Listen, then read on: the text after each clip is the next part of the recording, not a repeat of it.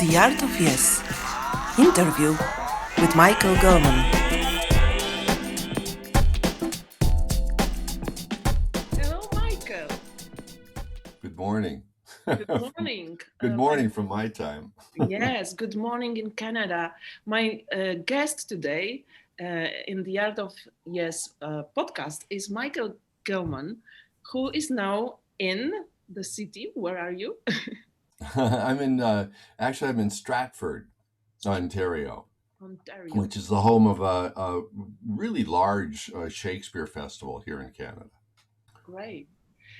Hello, and how are you? I'm well, I'm good. How is I'm pandemic? great. This is so nice of you to be doing this and to document all this improv stuff for anybody who cares in the future. Yeah, For now both of the people that are really interested. Well, this is great.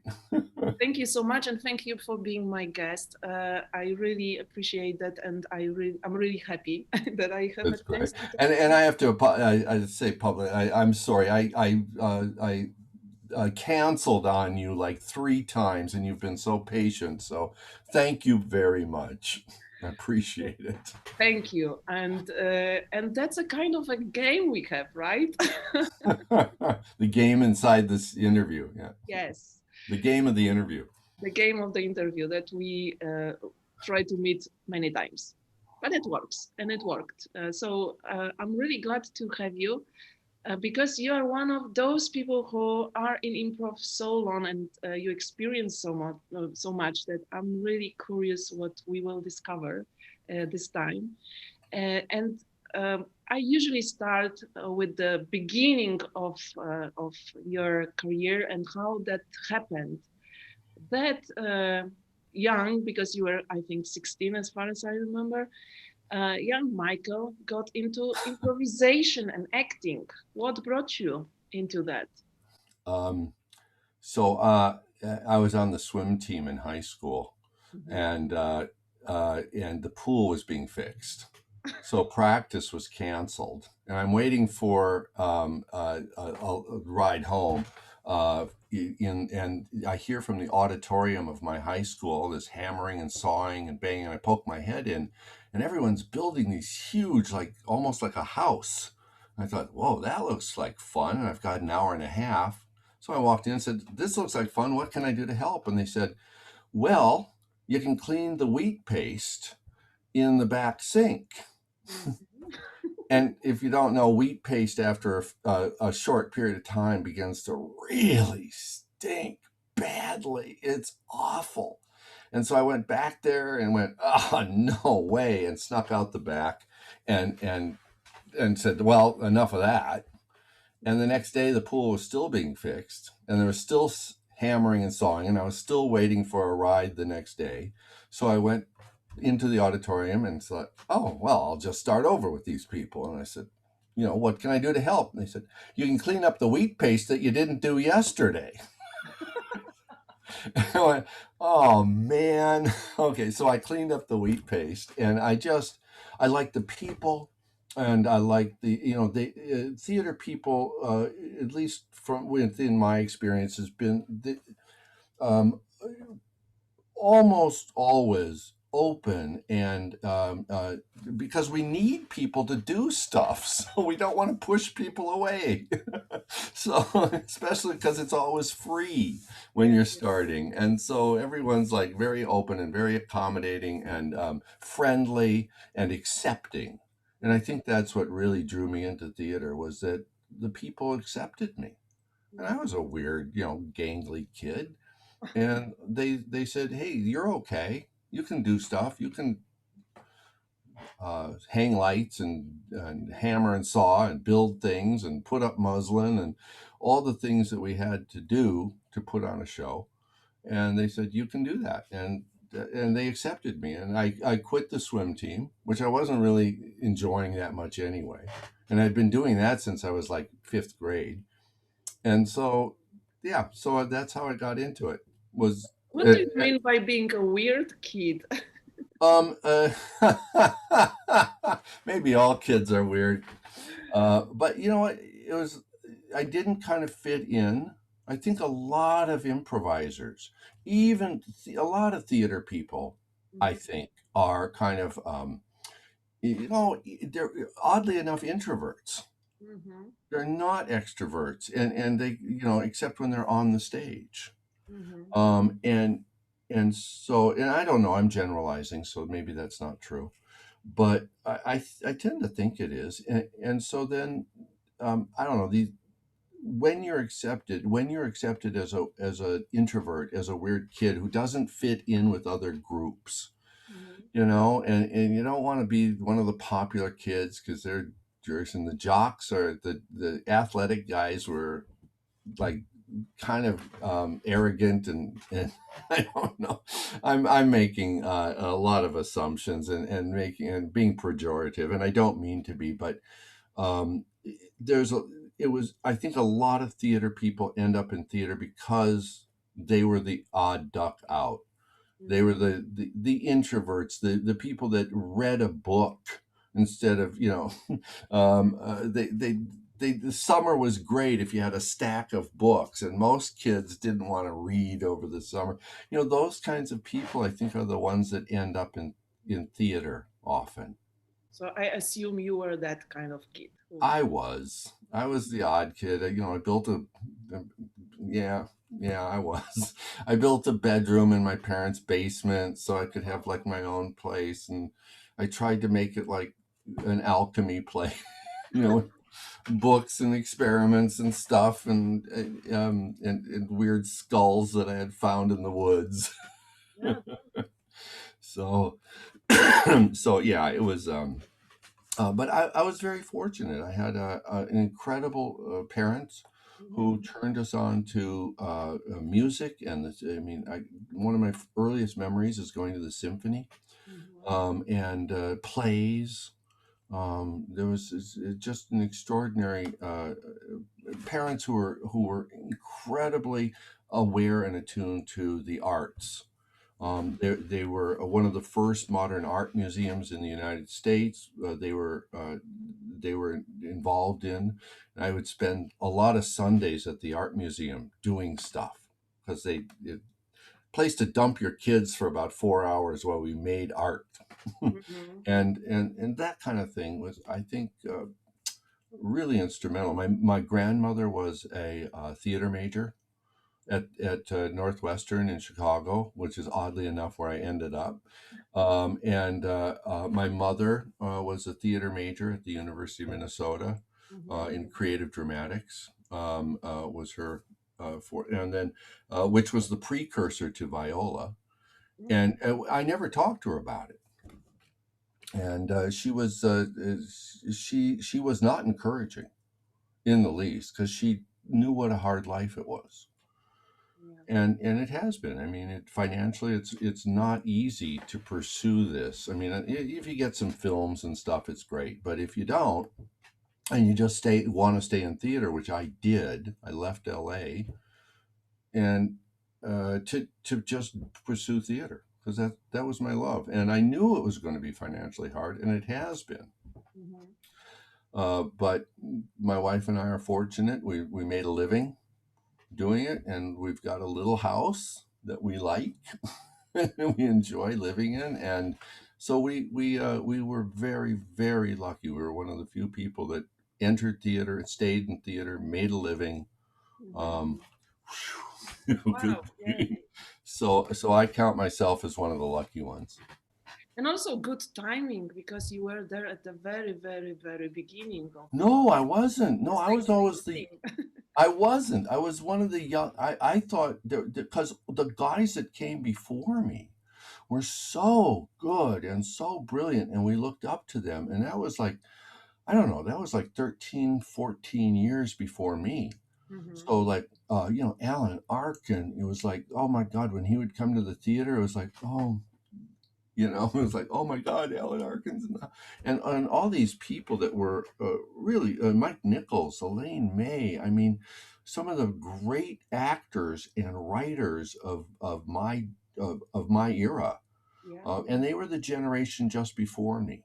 Yeah. They That's were, great. yeah, and because I was so young, I mean, I got into Second City when I was on my almost my 21st birthday. So Mhm. I was I was too young to be there because I didn't know enough of the world, and I wasn't aware enough of adult things to really be as effective or learn as much as I could have. I didn't. My Second City time as an actor, I felt was I didn't learn as much as I could have. Mhm. But the people that I really learned from were the people that came before me. And there were other people too. I mean, Bill Murray and his brother. His brother was so brilliant, Brian Doyle Murray, and Joe Flaherty. And these guys, they're not like some of them. Billy is a big name, but like some of these guys are not huge names. SCTV, some of them, but those guys are the ones that I really learned from. Jim Stahl and Tino Insana and don't people don't really aren't household names. Mhm. God, they were so good at what they did, and we had to watch them every night and learn from them. And so I wasn't at the beginning. I felt like I was at the back end. I was the kid, and all the big adults taught me so much. But for the generation where I am from, you are one of those people who were at the beginning, because the 15 years, even if it's 15 years, it's still like very early for the art which we are doing. Uh, Yeah. And so I think we pushed the envelope and we made some discoveries. We certainly explored, and created long form, and Dell was exploring heralds, which was very exciting. And then Viola's work continued. I think it gets lost a little today, yeah, but that idea of training through experience and through positive reinforcement, as opposed to what was, which was dictatorial, and you have to learn your ABCs, and you know yeah. hitting kids with a ruler or whatever. Viola created this whole new way of teaching and of Mhm. exploring and of being positive, and it was incredibly exciting, I thought. Yeah, that's great.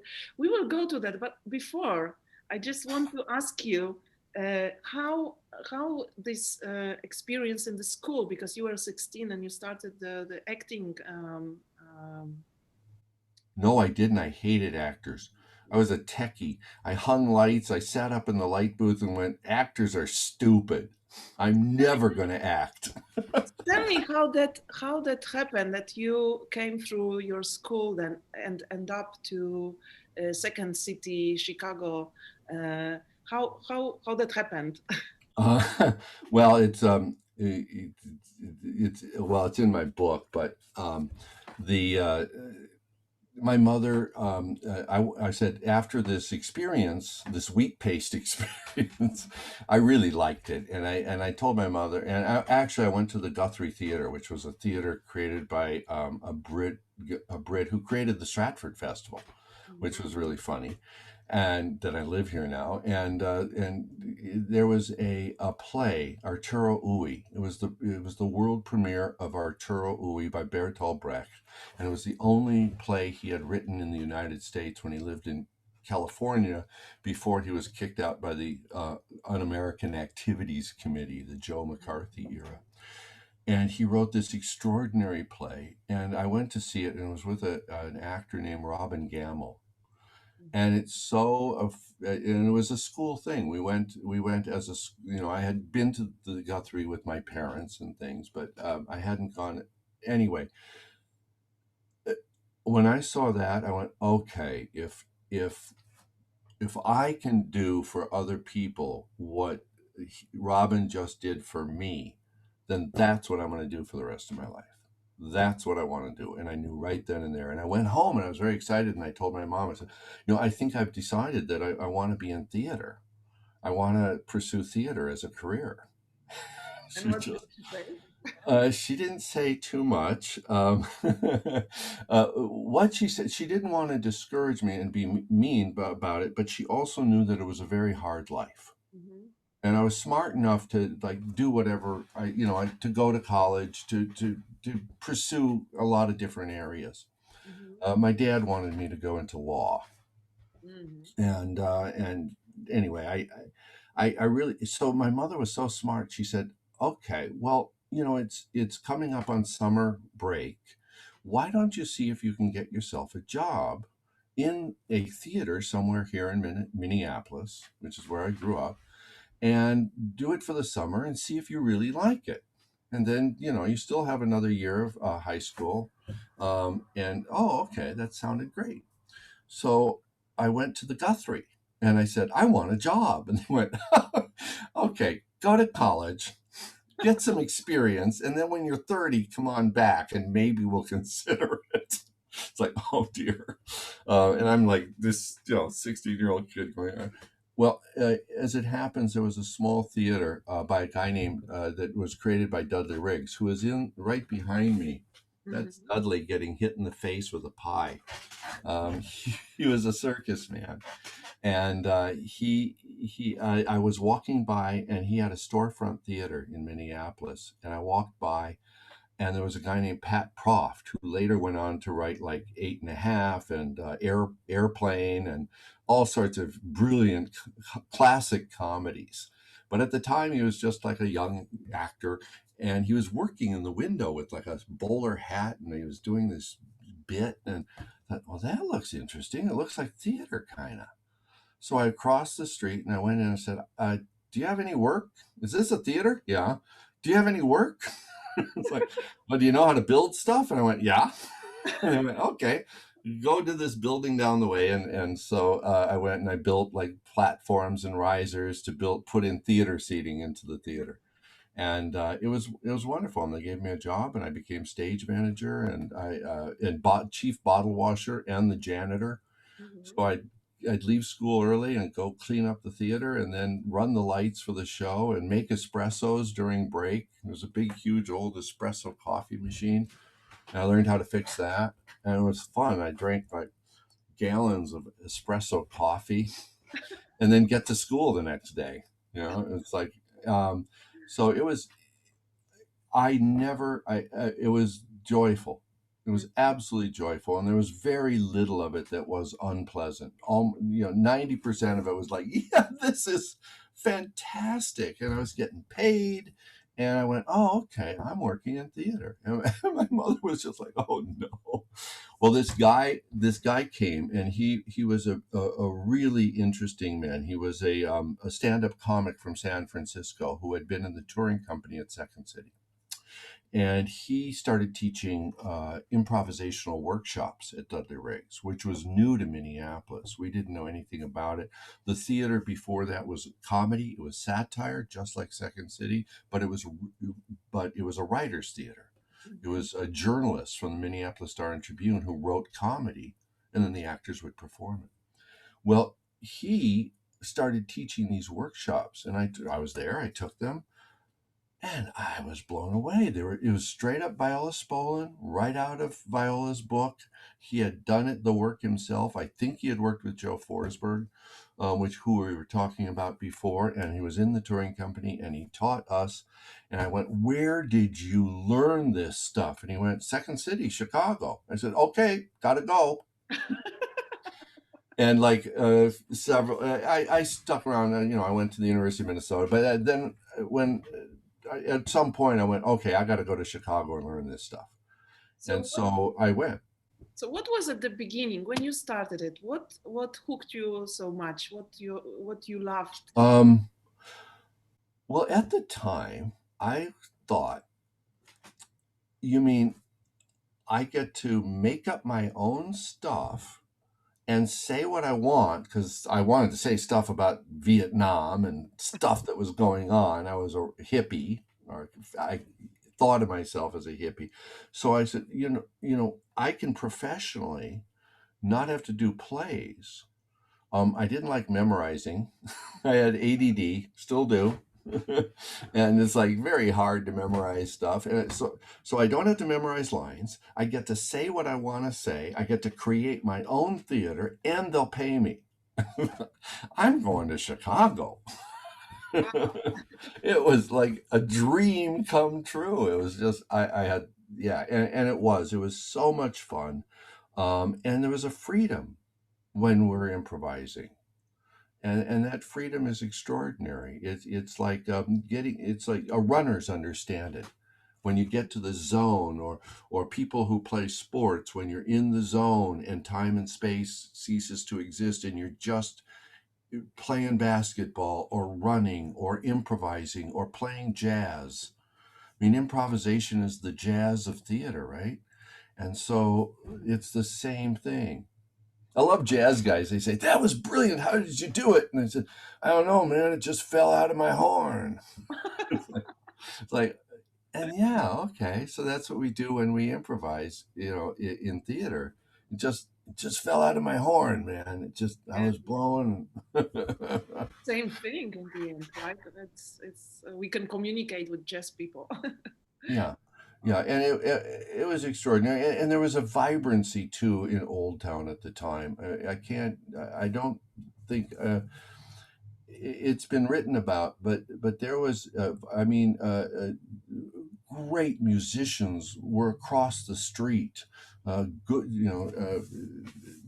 just extraordinary folk artists who had albums, and wonderful people, and they were cross pollinating with us, and we'd go see their sets, and they'd come over and see us, and the bars at night in Chicago were filled with writers and artists and actors and all manner of weird people, but some of them, Studs Terkel. You'd sit down and have a beer with Studs, and just talk about stuff. It felt like how they described Paris in the 20s. Mhm. It had that kind of vibrancy. So because of that, it was an extraordinary charge to be a part of, Mhm. and to continue as an artist, as I move, well, at least for me, as I moved forward, that spark never left, and it's like, well, of course we have to create stuff. Yeah. So you came, knock knock to the door of Second City, the door open. No, no, um, no. I had $50 in my pocket and a one-way ticket back to Minneapolis in case things didn't work out, and actually, it was an extraordinary experience. I went to Chicago and I started auditioning for plays because I had been acting a bit in Minneapolis. Mhm. I thought, well, I'm not bad at this. I can do this. And so I started auditioning. Couldn't, it was 2 days in, and I had auditioned for like three different theaters, and not, I thought, oh man, I have $50 in my pocket. I have a friend's apartment I was crashing in for a month, Mhm. and so I said, I have to go home. And so I went to this folk club that I talked about that was across the street from Second City. And there was an old guy there that used to had a pretty nefarious past on the south side of Chicago in the day. And he was now a cook at this folk club called the Earl of Old Town. It's right across the street from Second City. And I went in and he said, "Hey, kid, you look pretty down. What's the matter?" I said, "Oh, I don't know. I'm from Minneapolis and I only got $50 in my pocket. I got an audition this afternoon, but I don't even think I'm going. I think I'm going to just take a cab out to the airport and go home. I think maybe Chicago's too much for me." And he goes, "What? No, you don't."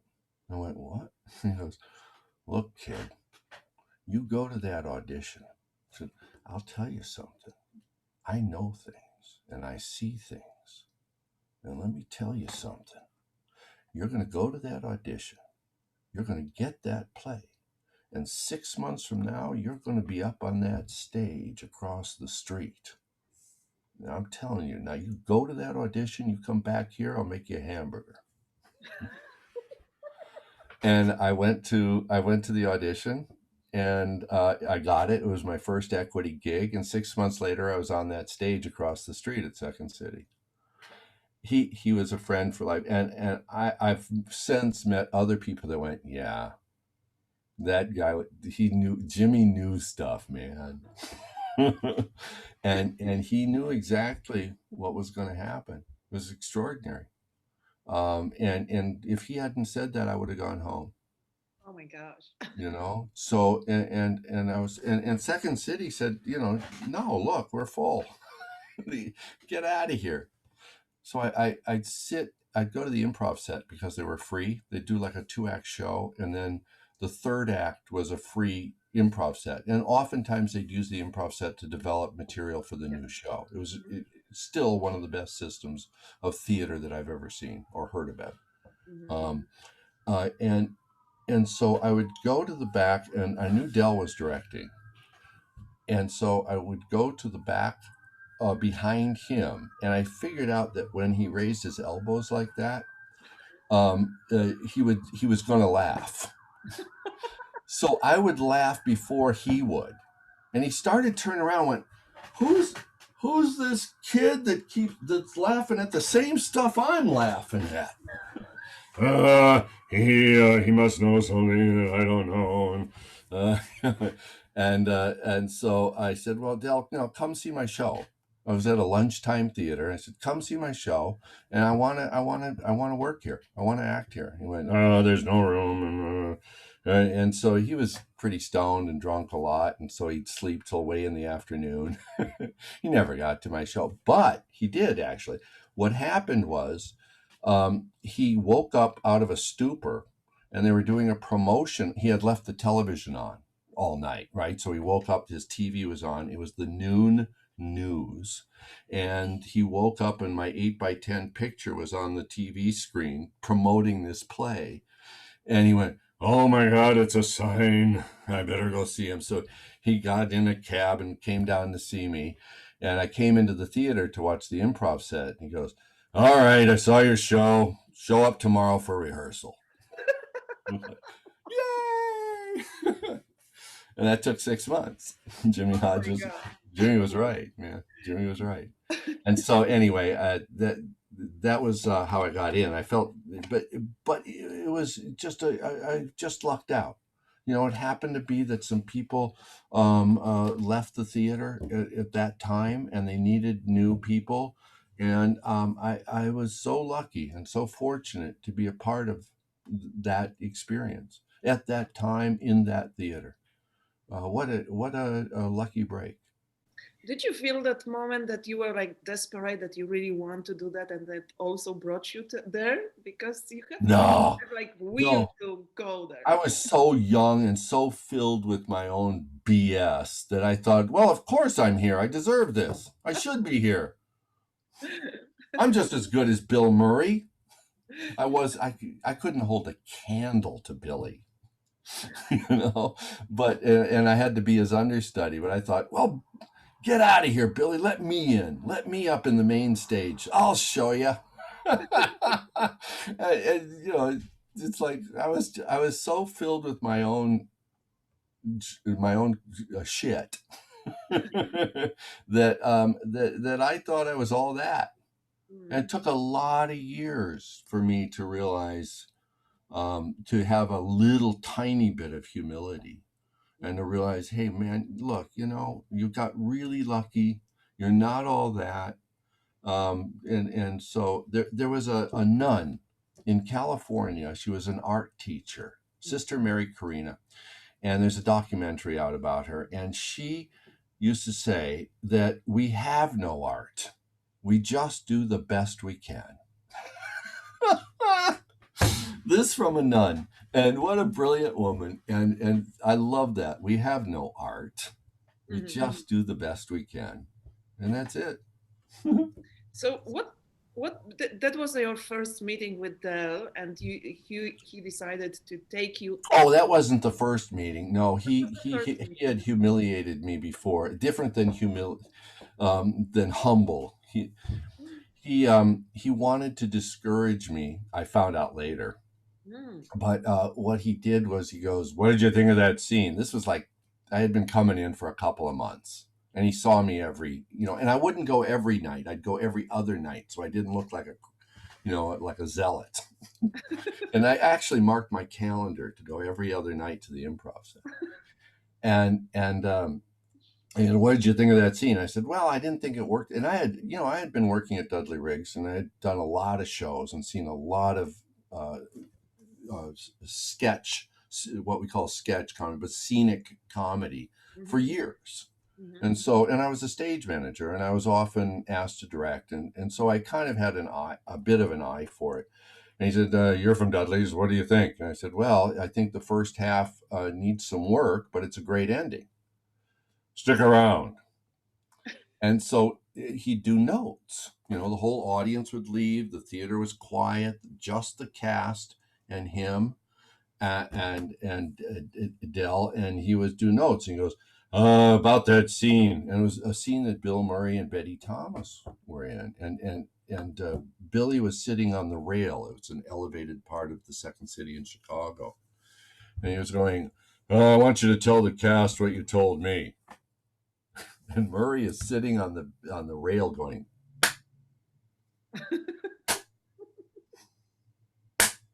I'm like, oh no. And I said, well, I thought the beginning was a little weak, but you got a great ending. Okay, thank you very much. Billy was like, I said, oh no, this guy's, and Betty Thomas was like, she was always like, you're that kid that Dell brought in. I was like, oh man. So he really messed me up. But I think he was trying to discourage me, or he was trying to use that. See, even this kid saw what I saw, or what, I don't know what his motivation was. But it was very incredibly uncomfortable and messed me up. And he did it on purpose because he liked messing with people. So, it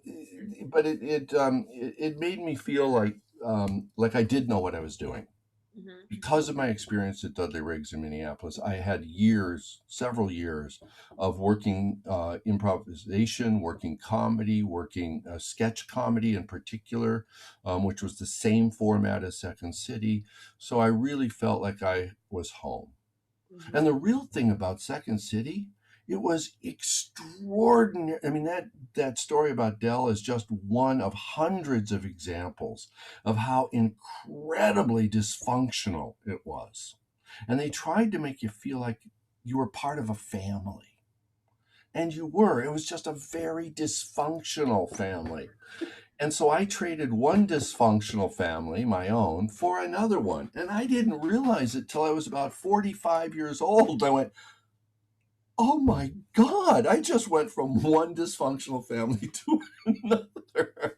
That's why I felt so comfortable there. It was it was a repository for a lot of us who felt disenfranchised, I think, from the world, and had something to say, and were very excited about saying it and working with each other and exploring what's possible. So it was yin and yang, it was, and that, I think maybe that's true of any long-term arts organization, whether you're part of a symphony orchestra or a repertory theater company or Second City or whatever. Maybe that's just a part of it. Wow. So you started doing it. Were there at the beginning some things which were you were struggle with because you loved improvisation, you jumped directly to that, you enjoyed. So was that easy always for you to improvise? Oh no, it was always terrifying and always difficult and still is. Oh wow.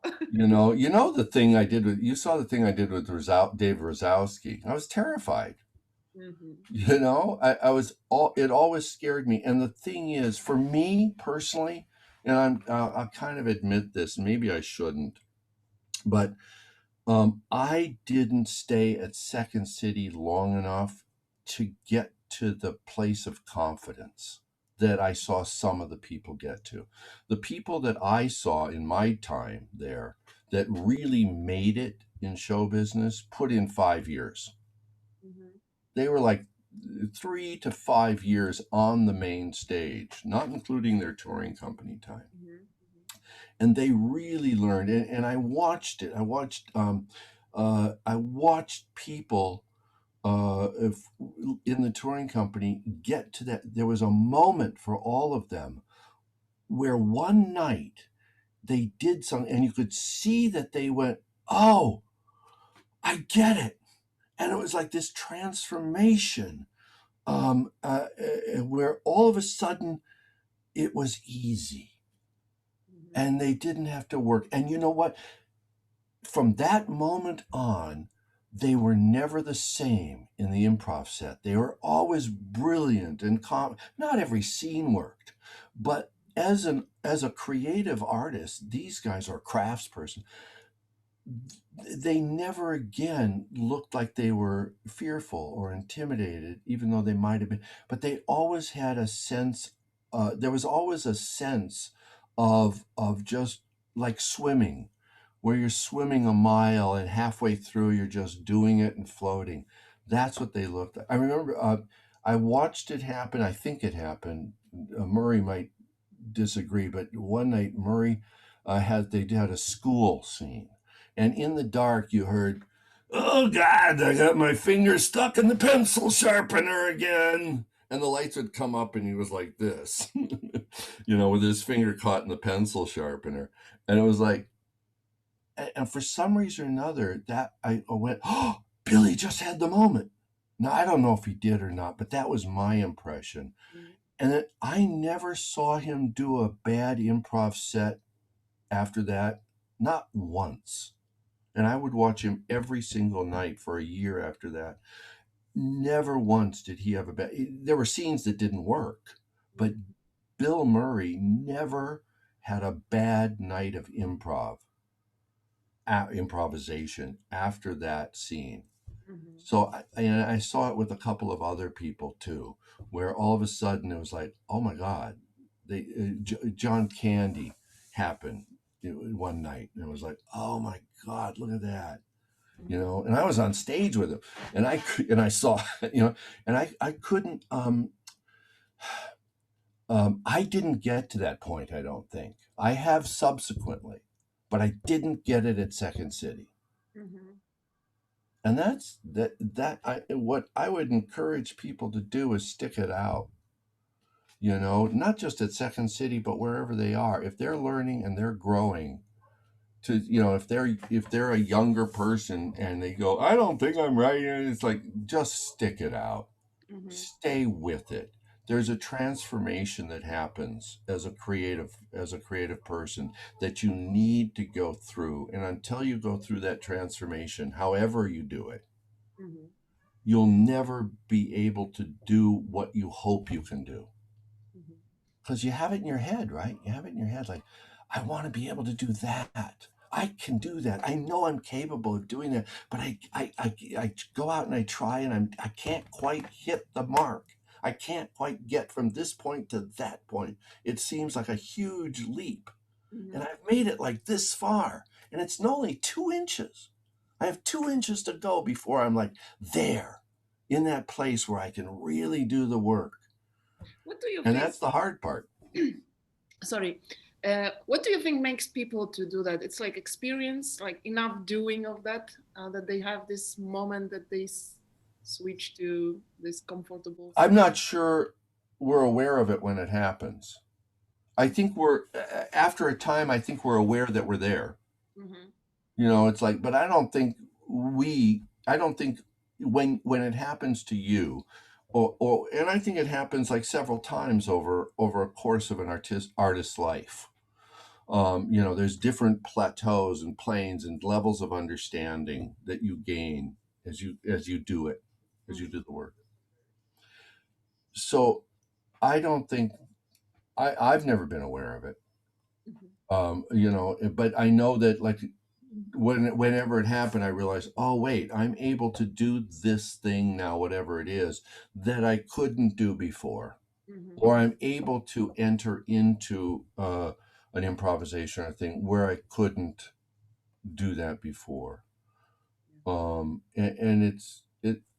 I don't know how that transformation happens. There's something that clicks. I know that I did a improvisation in Tucson a few years ago, and I was just terrified, and I was awful. And I was with this group of people that I'd been teaching. It was like, oh my God. And I was scared and fearful and weird and like insecure backstage. And I think they looked at me like, dude, you've been doing this a long time, but I hadn't done it for years, like maybe 15 years. I hadn't done it. And so, but then when I noticed when I was with David, it was like, oh wait, this is how I do it. I remember this. So I had to come back to it. And it was like, oh, this is like falling off a log. This is how it used to feel. Mm-hmm. But you lose it if you don't use it, as they say. Yeah. So anyway, I love that idea that if we keep doing the work, we keep growing, and maybe that's the flame. That's the thing that we keep feeding that fire. Mm-hmm. That maybe that's the thing that keeps us going. It sure ain't the money. Yeah. Do you remember from that times your epiphanies which made you to like find out, oh, that I made that step, or I found something which really works for me to be better?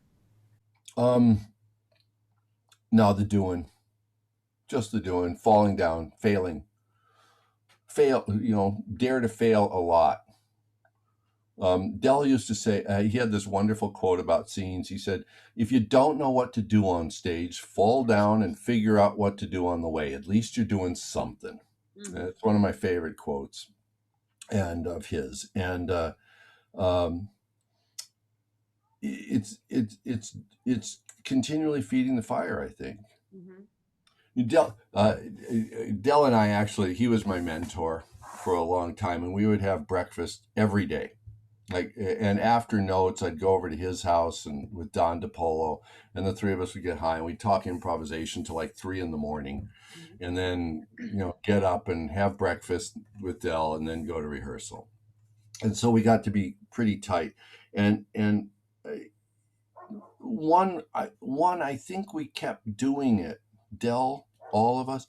I think we kept doing it because we didn't know how to do anything else. I mean, you get to the age of 30 and you go, I don't know how to do anything other than create stuff on stage.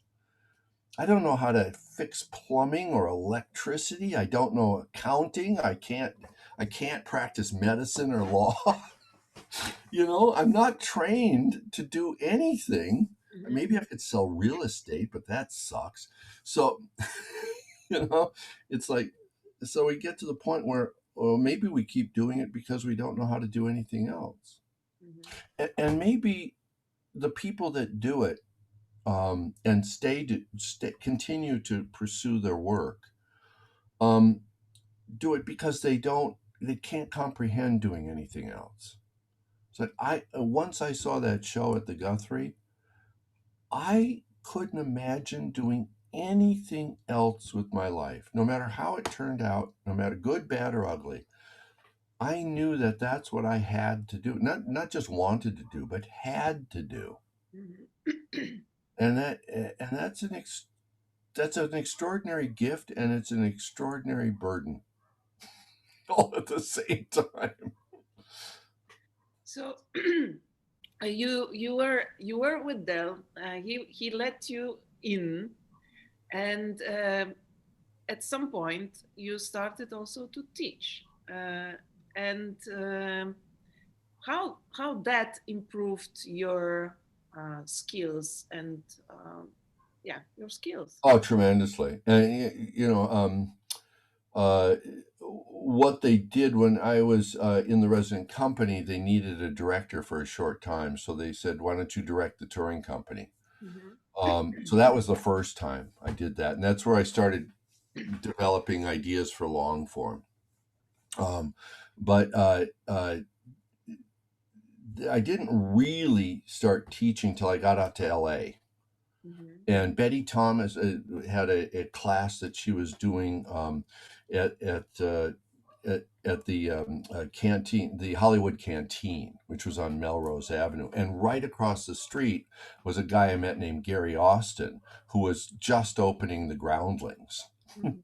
And so we would all, gather together in this at the, and he couldn't open yet because he didn't have a license. So he was like closed for like 3 years teaching classes. I think he snuck into the building. I don't know.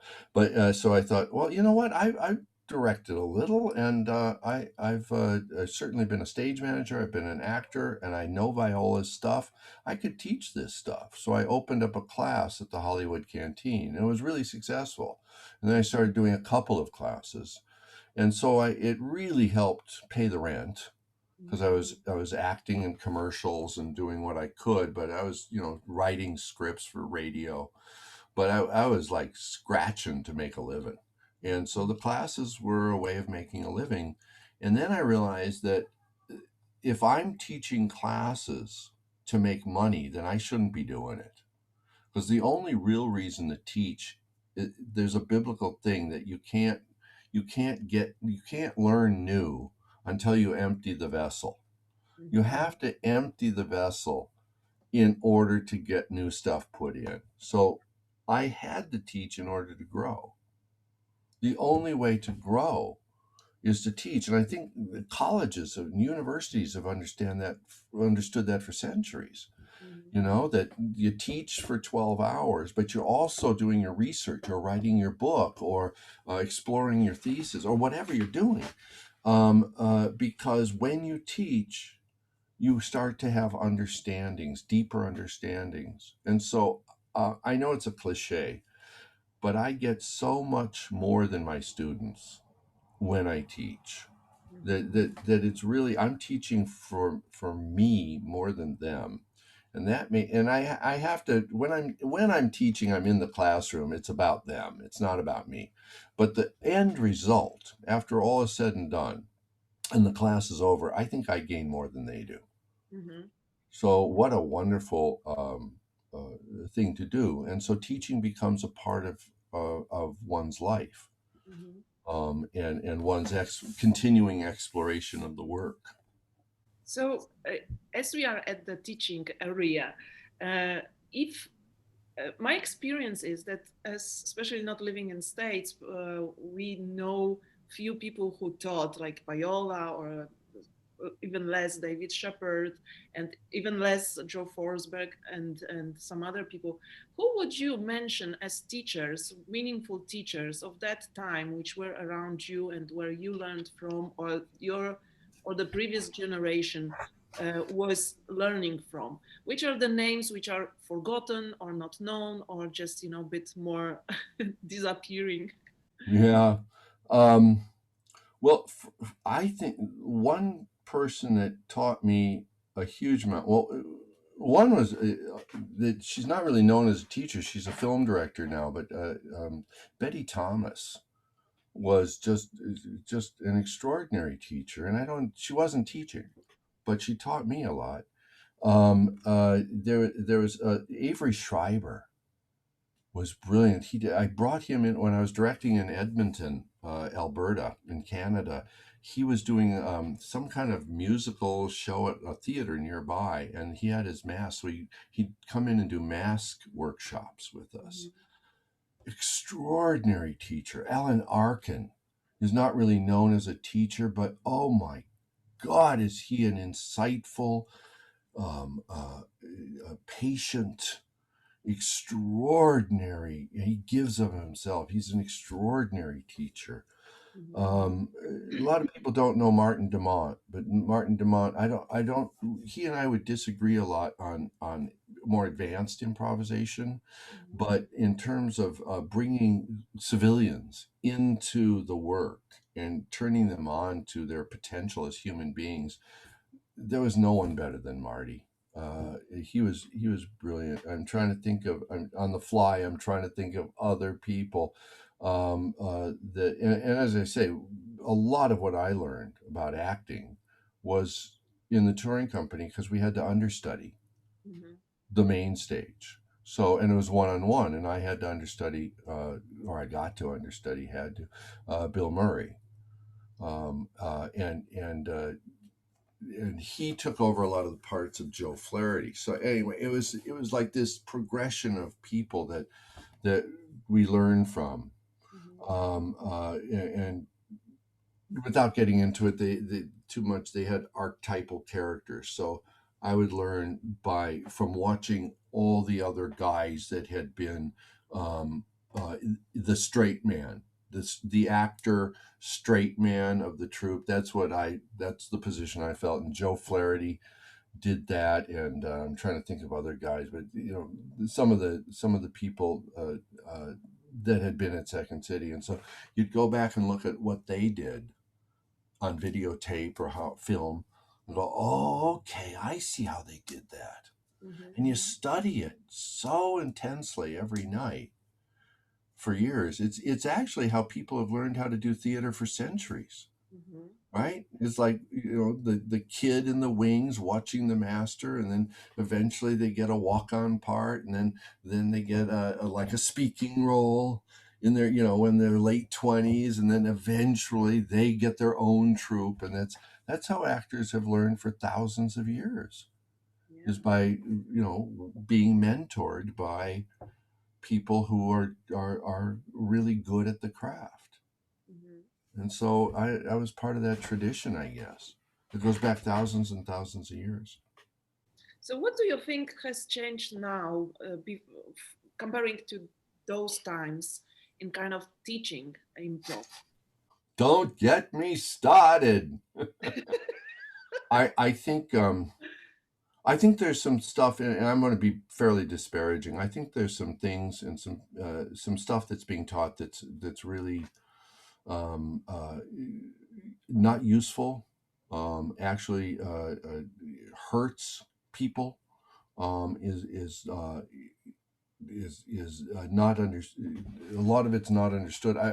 I'm trying to pull my punches by saying I think a lot of what's being taught now is absolutely detrimental to the craft of improvisation, and consequently the art that's created from improvisation. Mhm. I can't.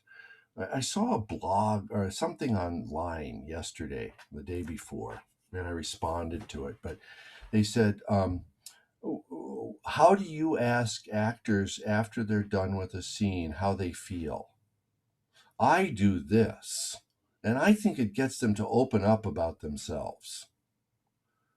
Well, Viola Spolin's whole pedagogy for teaching was the antithesis of that. It's not how the actor feels, because they can't evaluate what they did from the inside out. You ask the people in the classroom, did they achieve the objective of the exercise? Mhm. So you go through an exercise or a game and you learn what you learn. There's no failure. If you don't succeed at the game, you learn something. And if you succeed at the game, you learn something. But there is no evaluation of whether or not they had, quote, success in the game. There's no such thing. The only way that you can screw up improvisational training is by not participating. Any way you participate is good, and not participating is not good. So, and then you ask the audience, because that's how you learn. Did they gain their objective? Did they Mhm. get the job from the boss? What tactics did they use to get that job? And then you start to understand that, oh, this acting is about action. It's about trying to get something done. It's about my character is trying to get something from another character, or trying to climb a mountain or kill a dragon or whatever they're trying to do. That's the game. Sit, stand, lean. Mhm. It's like to get to the point where the audience doesn't even know you're playing the game. It's so good. I mean, that's, or to be an exact mirror, or whatever it is you're doing. Mhm. So they all these younger teachers were weighing in about how they said, well, if you set up the game well enough, there won't be a lot of discussion at the end because they will have done it really well.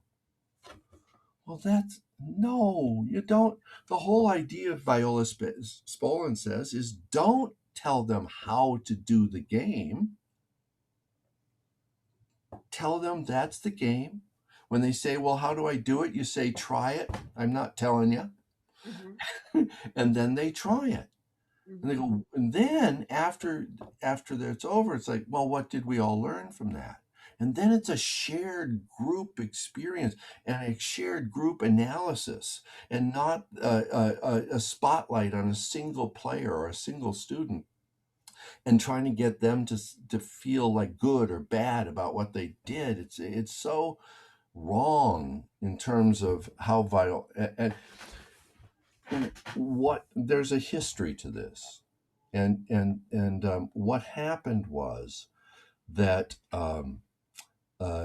improvisation branched off into three parts in about 19, I don't know, 80s somewhere, and it became three different things. There was people that did improvisation as a way of creating material for theater, like Second City, like places like that. And there were improv groups starting to blossom all over: Improv Boston, San Francisco, Los Angeles, all over the world. Improvisation troops were popping up everywhere.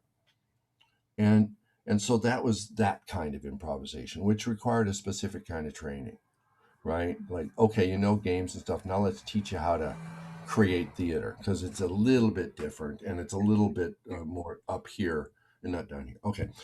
Then the other group was about human development.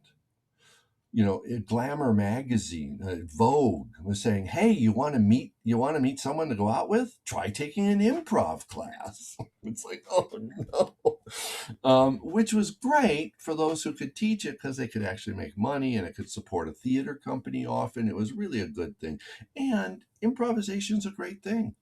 Yay! So a bunch of, as Dell used to say, civilians are taking improv workshops. Great.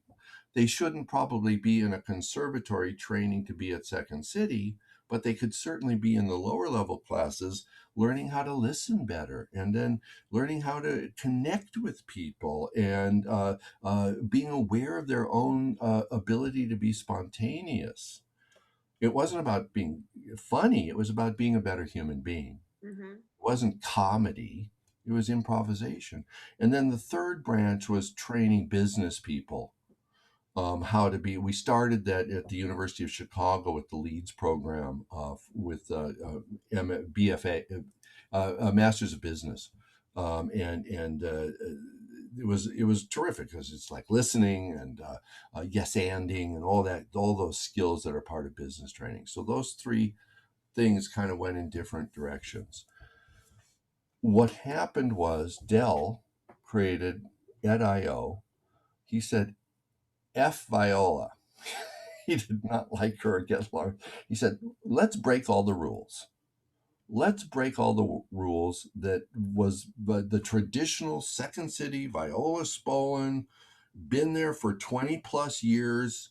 Everyone was getting tired of it. So he broke the rules, and it was like, oh my God. So all these people who had trained very deeply at Second City were now able to go and do heralds and break the rules and try new forms. And they were great. And they started teaching people. Mm-hmm. And then, but they were teaching people how to break the rules, Mm-hmm. which was great if they had had the rules beforehand. But then people who taught people who taught people who taught people were teaching people that the way to improvise was to do the opposite of Viola. And most of them had never even, they don't know who Viola Spolin is or was, and they had no idea of how the training originally, where it all came from. Mm-hmm. So they're teaching people who are teaching people who are teaching people how to do anti-Viola, Mm-hmm. and how to not. I had students in New York come in and say, "Well, we're not allowed to do characters in improv." I went, "What?" Well, characters aren't being truthful. The only way to be truthful on stage is to be yourself. Uh-huh. So every scene was them. And so it became this hybrid, between stand-up comedy, which Mhm. is where you have to be yourself, and improvisational techniques to kind of be stand-ups doing improv. Mhm. And so it's like, what is your choices? That wasn't a very funny line. You could have been more clever. You need to have better choices. Well, my God, if you're thinking about choices on stage, how can you ever be free enough to improvise? You can't. You're up in your head thinking about your choices. It's ridiculous. And so everything about improvisational training was about focusing out, Mhm. object work, look at your partner, all that stuff. Focus out, focus out, focus out. Stop being in self. Stop thinking about yourself, which is why it's such a great human development training, right? Because it's like it's like a good marriage. You think a little bit more about the other person than yourself Mhm. when you can do it.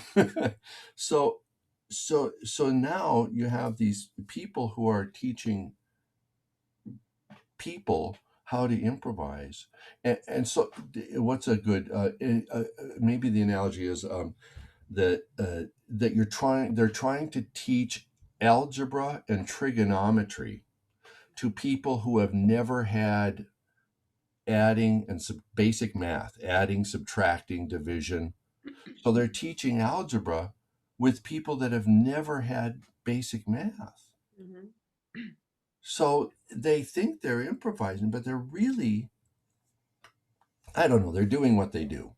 Yeah. And so that, to me, that's the evolution. That's what happened. So now you have a lot of people training, even at a place like Second City, Mhm. where in Toronto, some of the stuff that's being taught is absolutely. I was told that it's more Johnstonian than it is Spolin. Mhm. Well, Keith Johnstone's stuff is predicated on the stuff that Viola did. It all is. I mean, she's the foundation of the work. Now we had to build from that foundation, to be sure. It's different, and it's the same foundation, but many different houses were built on that foundation. Yeah. And whatever house you build, but you got to know that you got to have a foundation, or your house is in sand Mhm. and it will sink. And consequently, the material that's created is oftentimes egotistical, self-indulgent. It has no theatrical base. It's the character work is not strong enough to tell a story. It's only to be a commentary, Mhm. and so there's no there. Yeah. And that's pretty disparaging, but I think that's true. And I say that with a great deal of reluctance, because this interview goes out and people hear it and go, "What a dick." He's like, he doesn't get it. He hasn't grown with the times. He doesn't understand what we're doing, and maybe that's true. Maybe I'm just kind of an old fuddy-duddy who's living, like, going, oh, the past was wonderful and the present isn't, like old people tend to do about young people. But I think there's a real deep principle of the work that's being lost and shouldn't be. Um, and that includes the way it's being taught and the way it's being utilized to develop product. And Mhm. ultimately, that's what we do. If we're making a living at improvisation, we use improvisation to develop product for public sale. Yes. That's our job. That's our job. Like some guys build houses, some guys, fix your plumbing. We use improvisation and we develop product and then we sell it to the public. So, do you think that the missing part, or that's what I understand as well, is also the acting part? Because acting is building characters, acting is listening, reacting, and all of that. It's always been my contention that people with some training as actors tend to be more successful in improvisation, because ultimately improvisation is, Dell, you say it's an art form. Well, I don't think it is. I think it's a craft. And Mm-hmm. I think if you do your craft really well, some people from outside might call it art, but that's their business. The minute I start thinking about it as art, I'm like going up in my ego. That's bullshit. I don't, it's not, I don't create art. Mm-hmm. I just, we have no art. We do the best we can, right? Straight up. And so I always consider it to be improvisation is a craft and it's part of the theater family, just like dance or clowning or improvisation. It's all a part of the theater family. Mm-hmm. And that's all of that's predicated on having whether even if it's an esoteric modern dance, there's still a character that is dancing. Mm-hmm. It's not just a dancer dancing for the sake of dance. It's the it's the forlorn figure who's dancing the dance of pain and agony. It's the clown who tells the story of the frustration of trying to get a drawer open and can't do it. Or the improviser who's trying to create a moment of truth between a husband and a wife in a scene. Mm-hmm. And without character, there's no there. And it becomes what stand-ups do, which is also a part of theater. And there's nothing wrong with that. It's like, hey, we're an improvisational theater where we play ourselves. Great. I'm glad you do. That's your character. That's you have a character. That's it. You have many aspects of you, so you can have like 14 or 15 characters maybe, but it's all still you and your experience and your voice. Mm-hmm. Um, I don't think that's as interesting, but it's viable if that's what people want to do and people want to come and see it. Yay, good for them.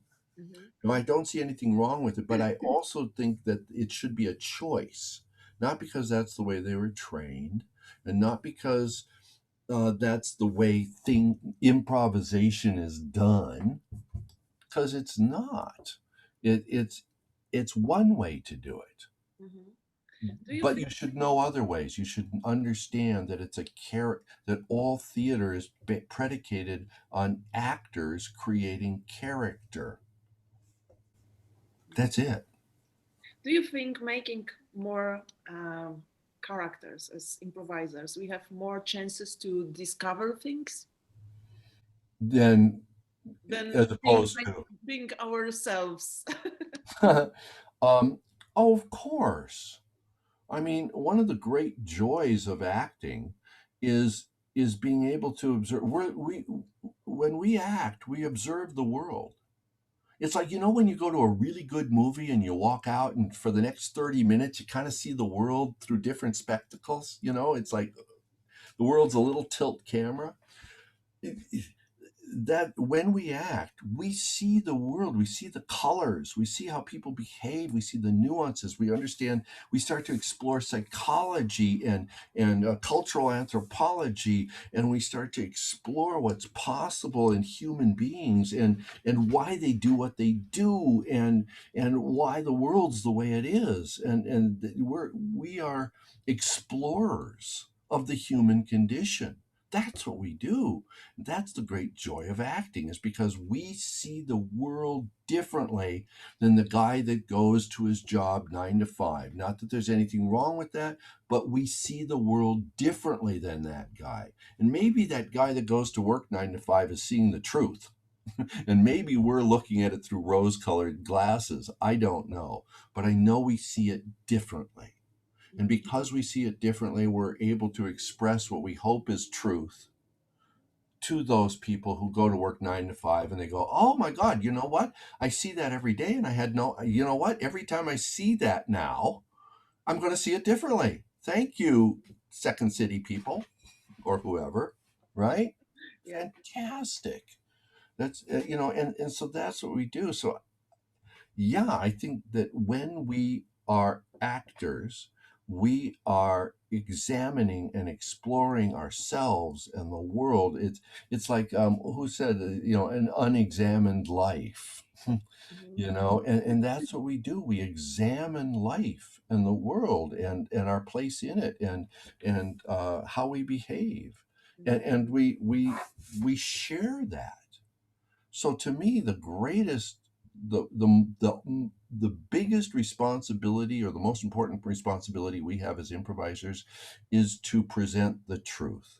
That doesn't mean real. That just means the truth. It doesn't matter whether you do it as a white-faced clown, or you have a half commedia dell'arte mask, or you're doing some Ionesco kind of absurdist thing, or you're doing naturalistic realism, straight up Chekhov or David Mamet, or whatever you're doing. It doesn't matter how you express it, so long as in your way you are presenting what you think is the truth,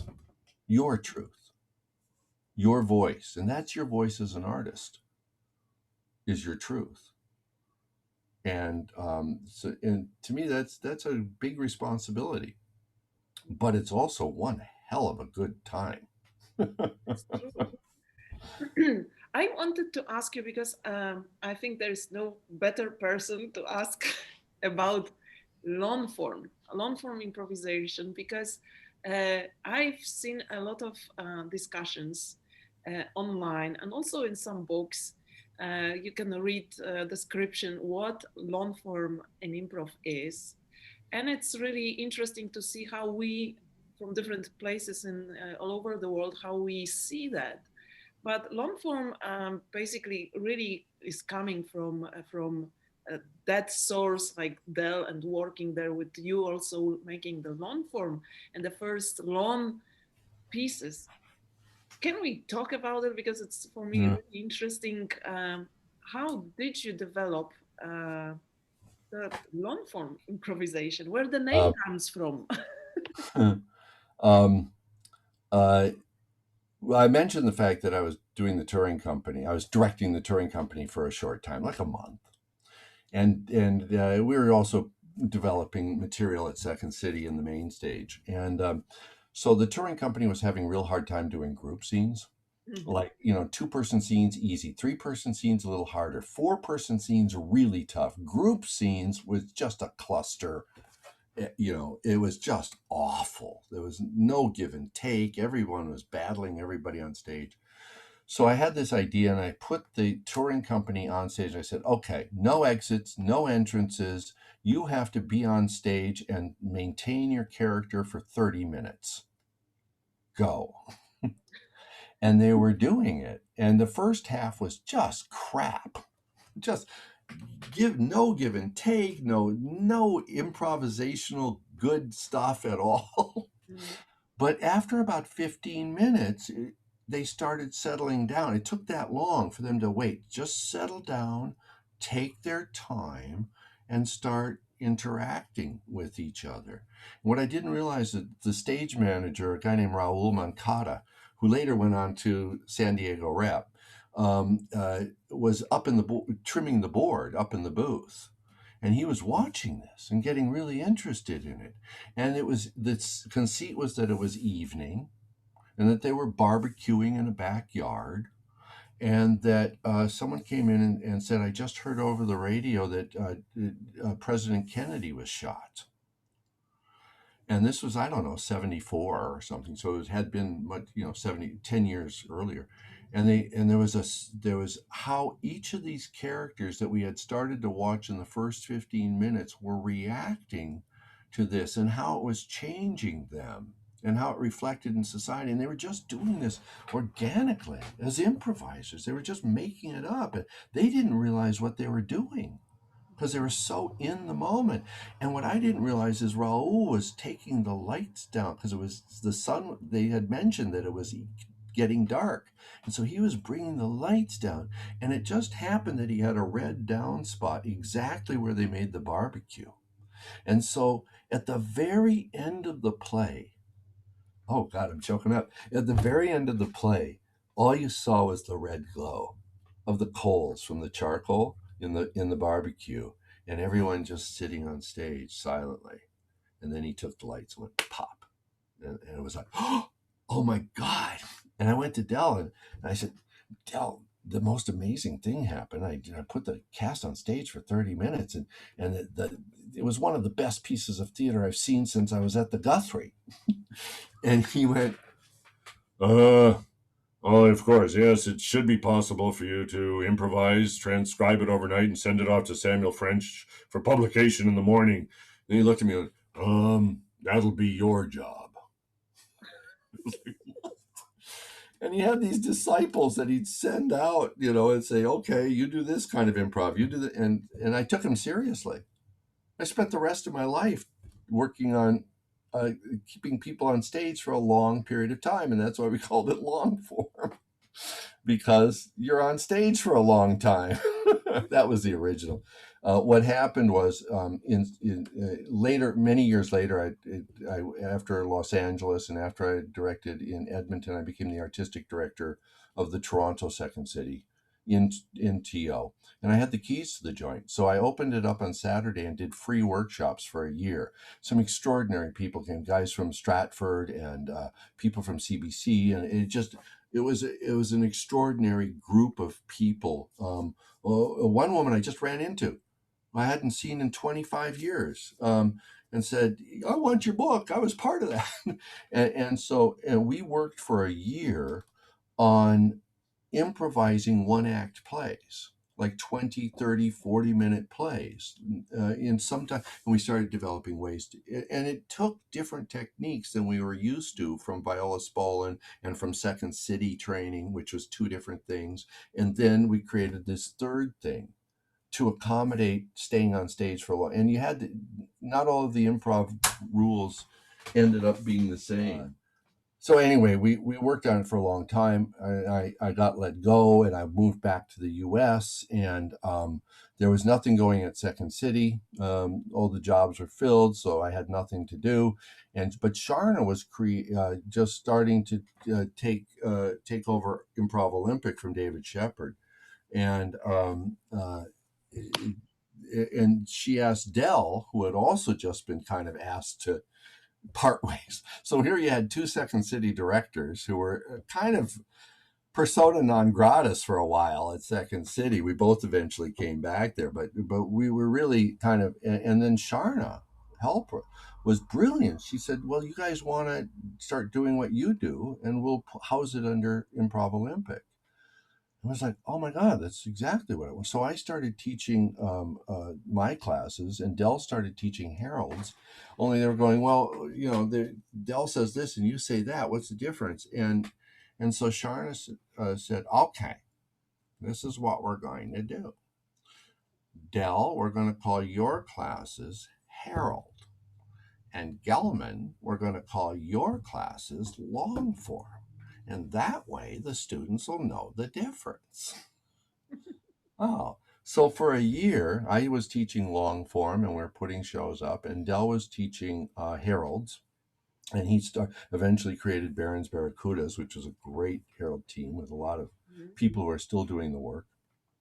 And so that's what it was. It was called long form for a long time. And then Sharna started using it as a marketing tool to describe anything where the lights didn't come out.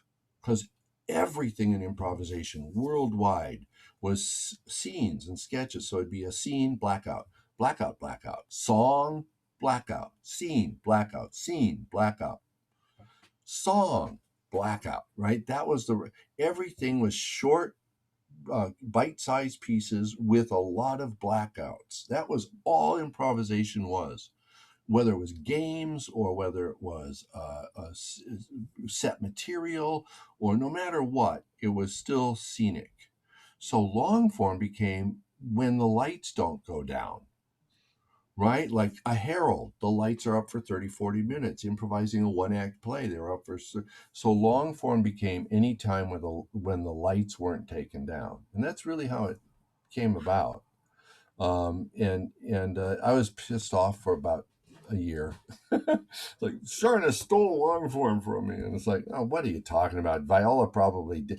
Paul Sills did improvise one act plays before you were born, you numb nuts. So it's like, who am I to? It's like every time I think I've created something brand new and like unique and like, oh God, I just invented this way to teach this. And I go back about a year later and I'm reading through something for, researching a class, and it's Viola Spolin. It's like, oh crap, Viola did this in the 40s. I didn't invent anything. What a, my ego's going overboard. And I'm like, oh man, all I did was reinvent the wheel. It was already there. But so that's how long form became long form, and then it became different forms. It's like this, and for a while it became like, well, we've got a different form than you've got, so we're going to teach you this form. Well, that's not, it's, if you know how to improvise, it doesn't matter what the exoskeleton is. Yeah. It's just the sides of the sandbox. I mean, eventually you got to jump in and play with the sand. And if you don't have any sides to the sandbox, the sand spreads out all over the playground and you don't have a sandbox anymore. So these forms are just exoskeletons. They give us an opportunity, a frame to play inside of. And whether you call it long form, short form, birch bark, up your butt form, I don't care what kind of form you call it, it's still all the same. It's about creating a character, interacting with other characters to, in a truthful way, dramatize a story. That's it. That's what we do. And that's what theater has done for 5,000 years, maybe. Can we, as you said that, can we describe for people who watch that, what it is to dramatize the story, or how you would explain what that means? To dramatize a story? Or character? Well, I think there's a couple Second City things that may be useful in that kind of a discussion. One thing that I learned there that I've carried with me that I really cherish, and that is the definition of a scene at Second City is, and this was from Martin DeMott, one or more of the characters' lives are forever changed because of this moment in time and space. So to me, if you're dramatizing a story, it's because it's the moment where one or more of the characters' lives are forever changed. Oh my God, I've been lying to you for 10 years and now I told you the truth and I lost the relationship, but I'm at a higher level because I told the truth, or whatever it is, or I told the truth and we've been able to, that cemented our union, or. So all these, anytime you tell a story where there's transformation, we as an audience learn. I mean, we're watching a play to learn how other people live. We examine ourselves through others. Would I have been honest there? Would I have told the truth? Would I have lied? Would I have cheated? Would I have been tempted by that? Or that person, or that money, or whatever. All these things that people have to grapple with. Well, it's why we still enjoy a Greek tragedy thousands of years later. I mean, if I go to sea and I come home and my brother is stooping my wife and he's imprisoned my children and he wants to kill me, I'd be pissed too. I totally get that. Dude, I can relate to your pain. And it's from a different culture and a different time, but there's universal truths, I think, to human interaction. And they haven't changed for thousands of years. And so when we dramatize the truth of human behavior, we are in a very universal way sharing with the audience, allowing we go to, there's an old, I think it's Yiddish expression, we go to the theater to learn how to live. And I love that idea, that what we do is tell stories and people come to the theater to learn how to live their lives in a better way. It's also our DNA, right? I mean, we're used to, we are here on the planet because we hear and see better than the other guy. Other generation, other people in the past, they died. They didn't have progeny. We're here because our ancestors knew how to duck. right? I say this in class. They see a spear coming and they know how to get out of the way, right? And so that guy's dead. My ancestor lived because they could see and hear better. So when we go to the theater, we're really going to our animal instincts of hearing and seeing. We can see subtleties that other people can't see.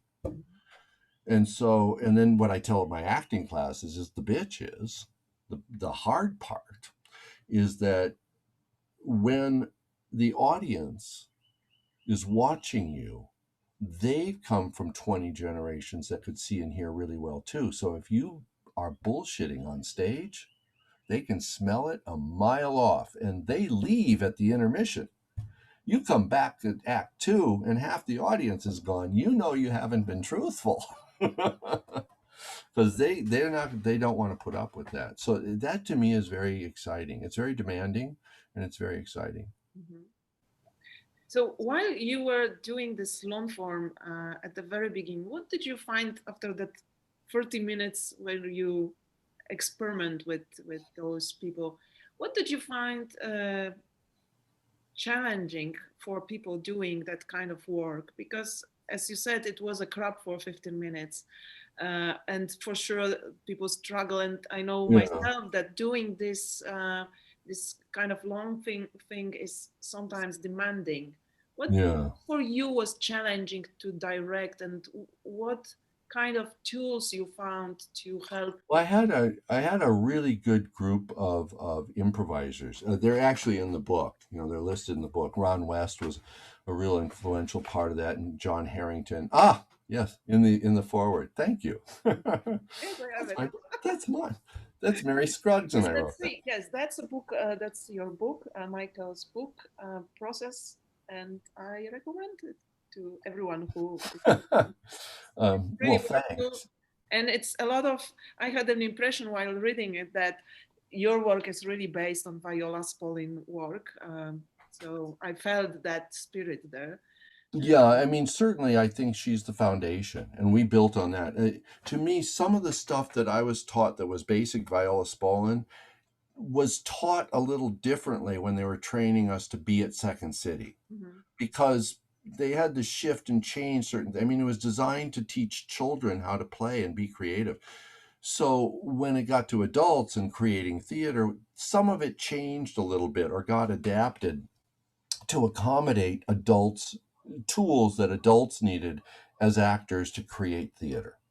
So when we were exploring long form, when we first started, we had to also change and adapt certain things. So for instance, we would start the play with like a very low or blue light for like 2-3 minutes, where the characters would come out, they'd start doing something, exploring a point of concentration and activity, but we started making it a point of concentration as opposed to just an activity.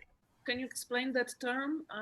Because it's a specific point that you're focused on. It was pretty simple, right? Yes. I mean, you're on stage for a long time, long form. I mean, we weren't very clever, but what we discovered, or I guess what we rediscovered, is that you could start a play or start an improvisation by focusing on all sorts of different things. Maybe it's looking out the window and seeing the wind move the trees, or maybe it's a model airplane that you're building, or maybe it's the TV set, or a radio show, or the people arguing in the next room, or whatever it is, and we started playing around with, like, you walk into the environment, the first thing you see or are aware of, go to that, explore and heighten that. That will start a series of transformations. So long as you're making discoveries, you are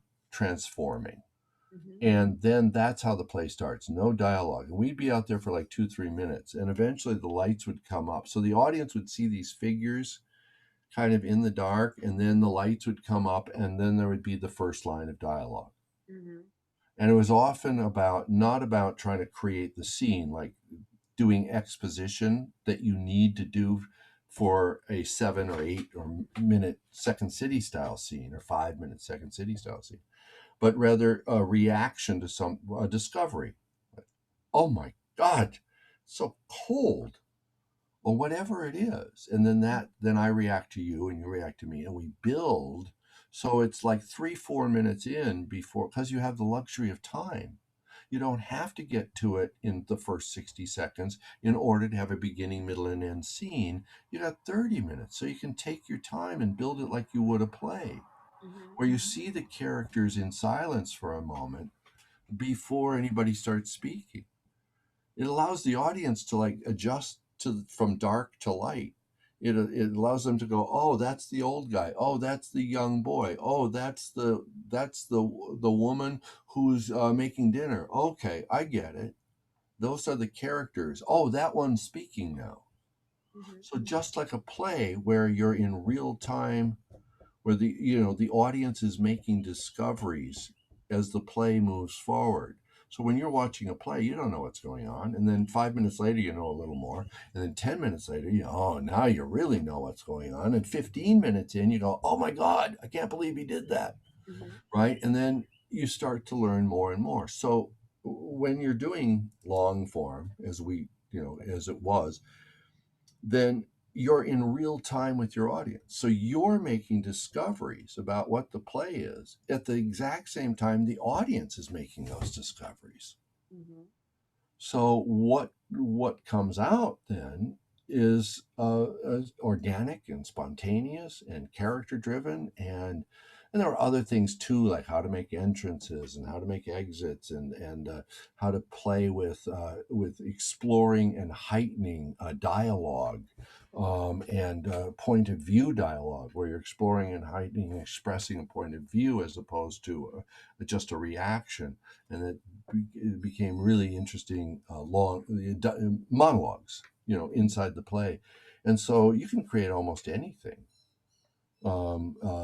with that. And then the form becomes the thing, whether it's a one-act form where you have a beginning, middle, and end, or maybe it's a two-act where you have an inciting incident, the 5 beats of creating from scratch. You have an exposition, inciting incident, rising action, a second inciting incident, and then the denouement, the conclusion of the play. So no matter what structure you use for creating a play, you can actually create a play. And people hadn't been doing it. So at the time, either it had been done a lot and was forgotten about, or we were doing it for the first time in modern parlance.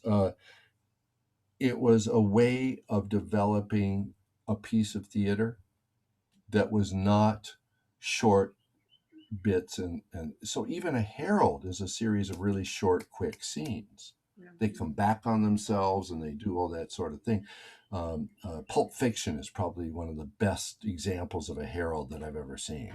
That it's perfect herald, because it comes back on the character and you go, oh my God, discoveries. It's just great. But even that's short scenes. So what can you get accomplished if you're on stage for a long period of time and you don't allow it to become just a conversation? Even if it's a really interesting conversation. I can go to late night TV and see long conversations, but I go to the theater to see a story. So what's the story? What's the story? Well, it's and exactly, and it becomes a question of sensibilities, doesn't it? I mean, the story becomes a question of your truth.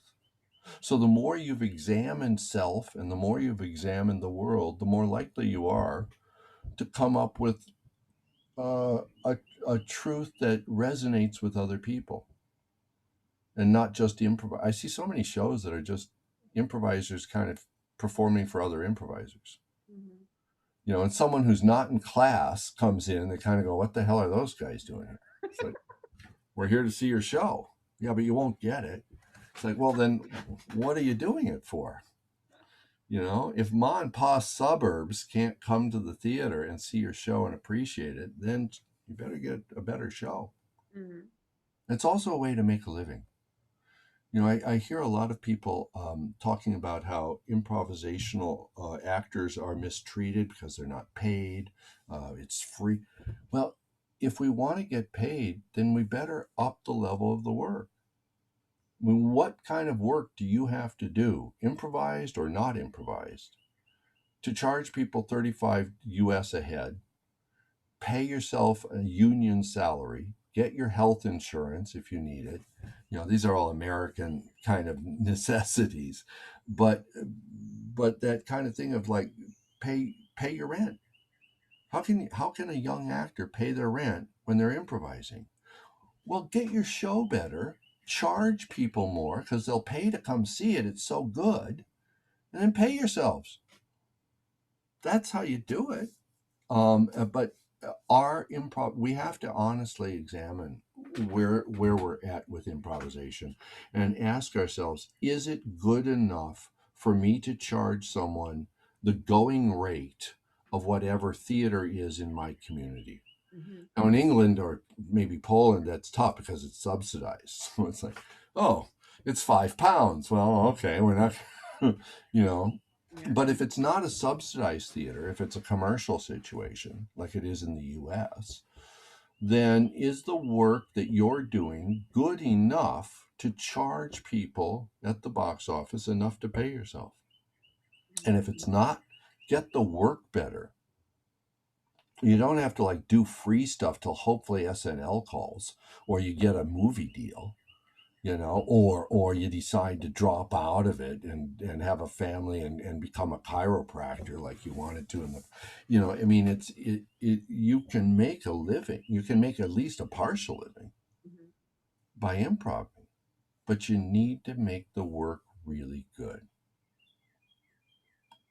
That's, I don't know. That's a challenge. I'm throwing that out as a challenge.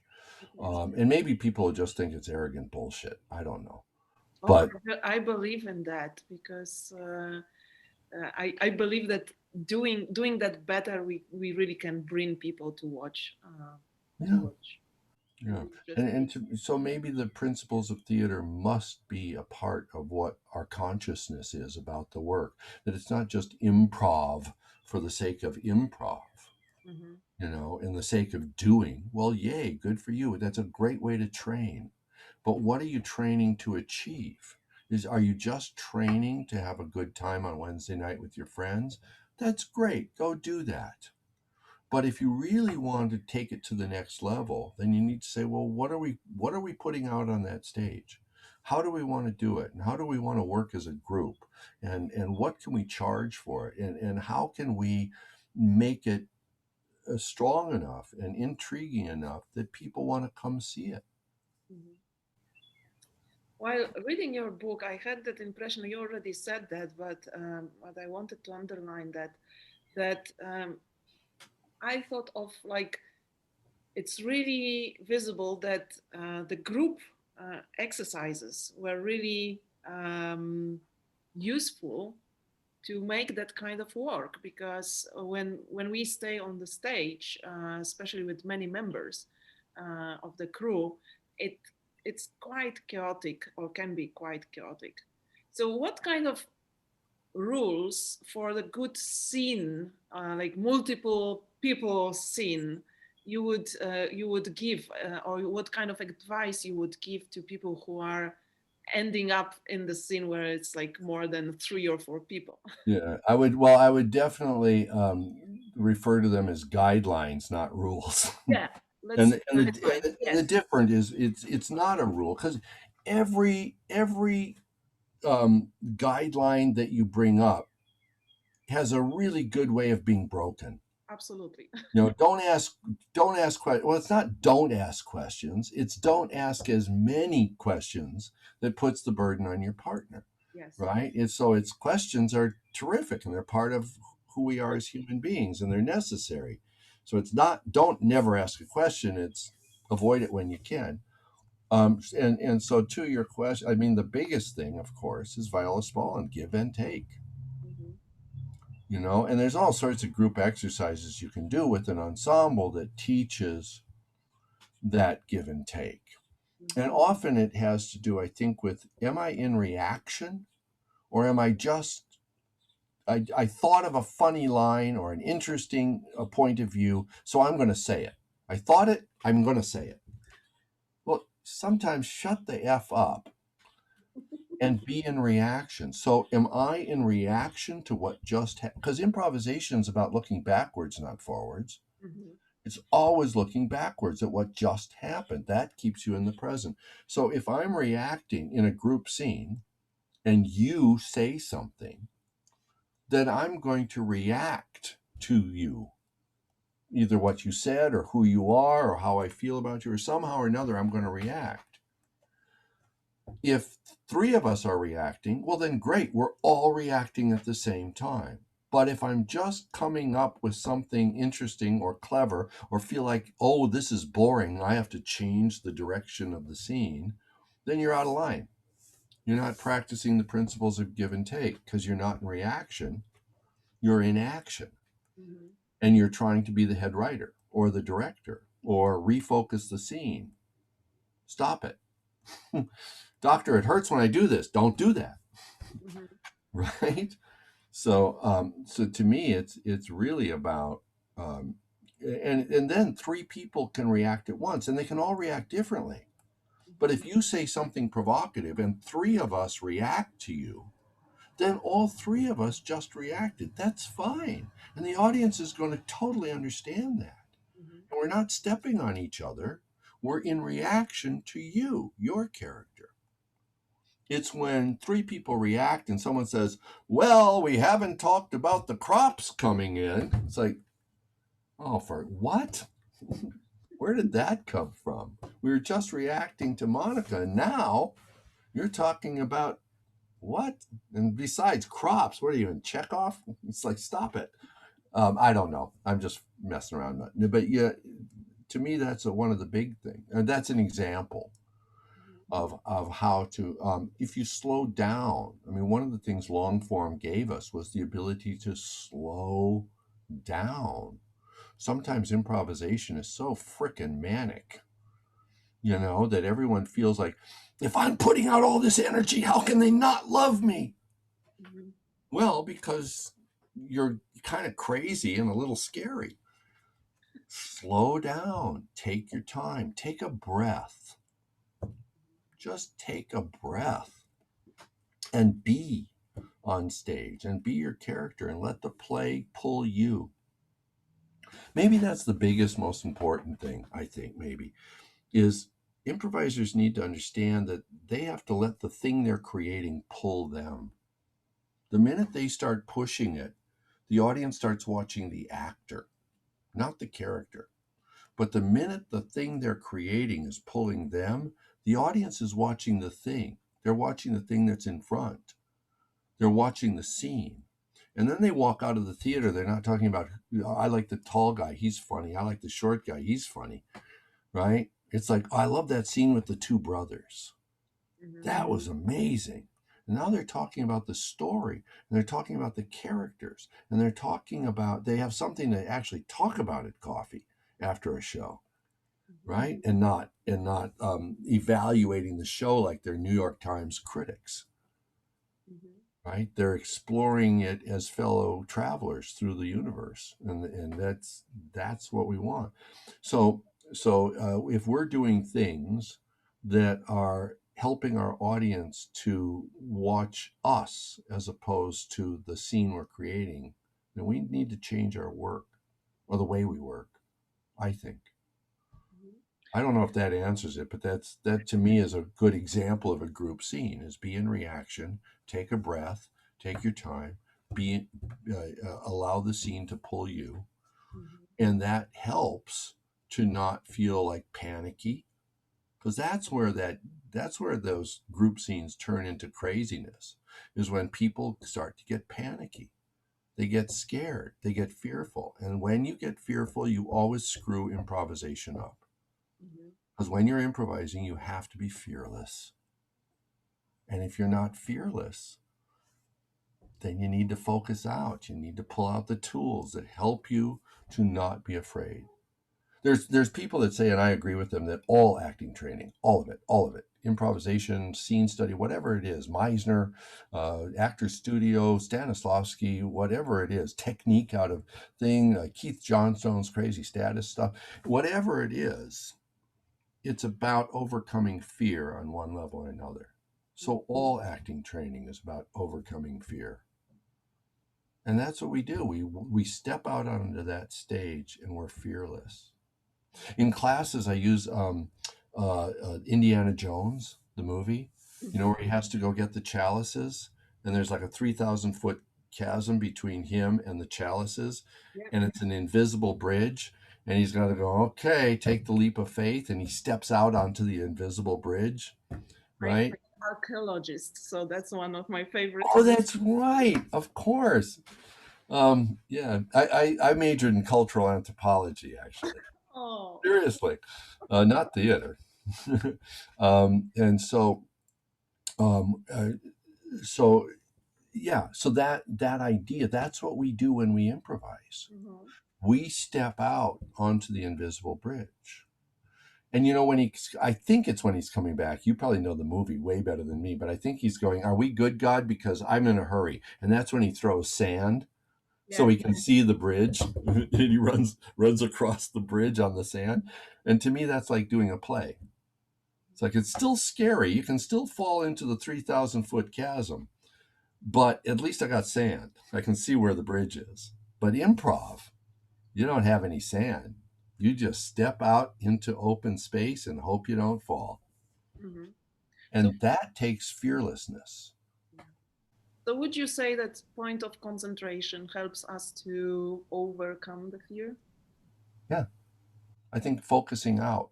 I think a lot of what we do is about focusing out, whether it's object work or activities or a point of concentration or the other players on stage or whatever it is. So long as we're focused out and we really see what's going on, we see what we're looking at, and we hear what we're listening to, and we can be in emotional reaction to what we see, hear, taste, touch, smell, whether that's an object or an activity or what's out there, you know, on the other side of the window, or the TV set, or the other people in the scene. So long as we're focused out and we're in reaction to the five senses, then we can't mess up. We just can't fail. We can have a not so good story, maybe, but we won't be improvising poorly. And so to me, that's point of concentration. It's the thing that you focus on. And you can use point of concentration too. I mean, Viola uses it differently. So that's one of the things we kind of went, oh, okay. We're going to call it point of concentration because we don't have other words for it, but Viola meant something else. You know, by her point of concentration was oftentimes what we're looking for, what the teacher is looking for in the students while they're doing a game. You know, what's the point of concentration? The best one, I think, is her first exercise, which is tug of war. You know it, where two teams get together and mind rope. It's oftentimes the first game you play in a class, for your first class. What's the point of concentration? Let me ask you, in that exercise. To simultaneously react, I don't know, or to lose. Nope. I don't know. This is Socratic method. I'm putting you on the spot. Think, what do you suppose the point of concentration for all the players is playing tug of war with an imaginary rope? Yeah. Then the rope. The rope. The rope. Yeah. The point of concentration is the rope.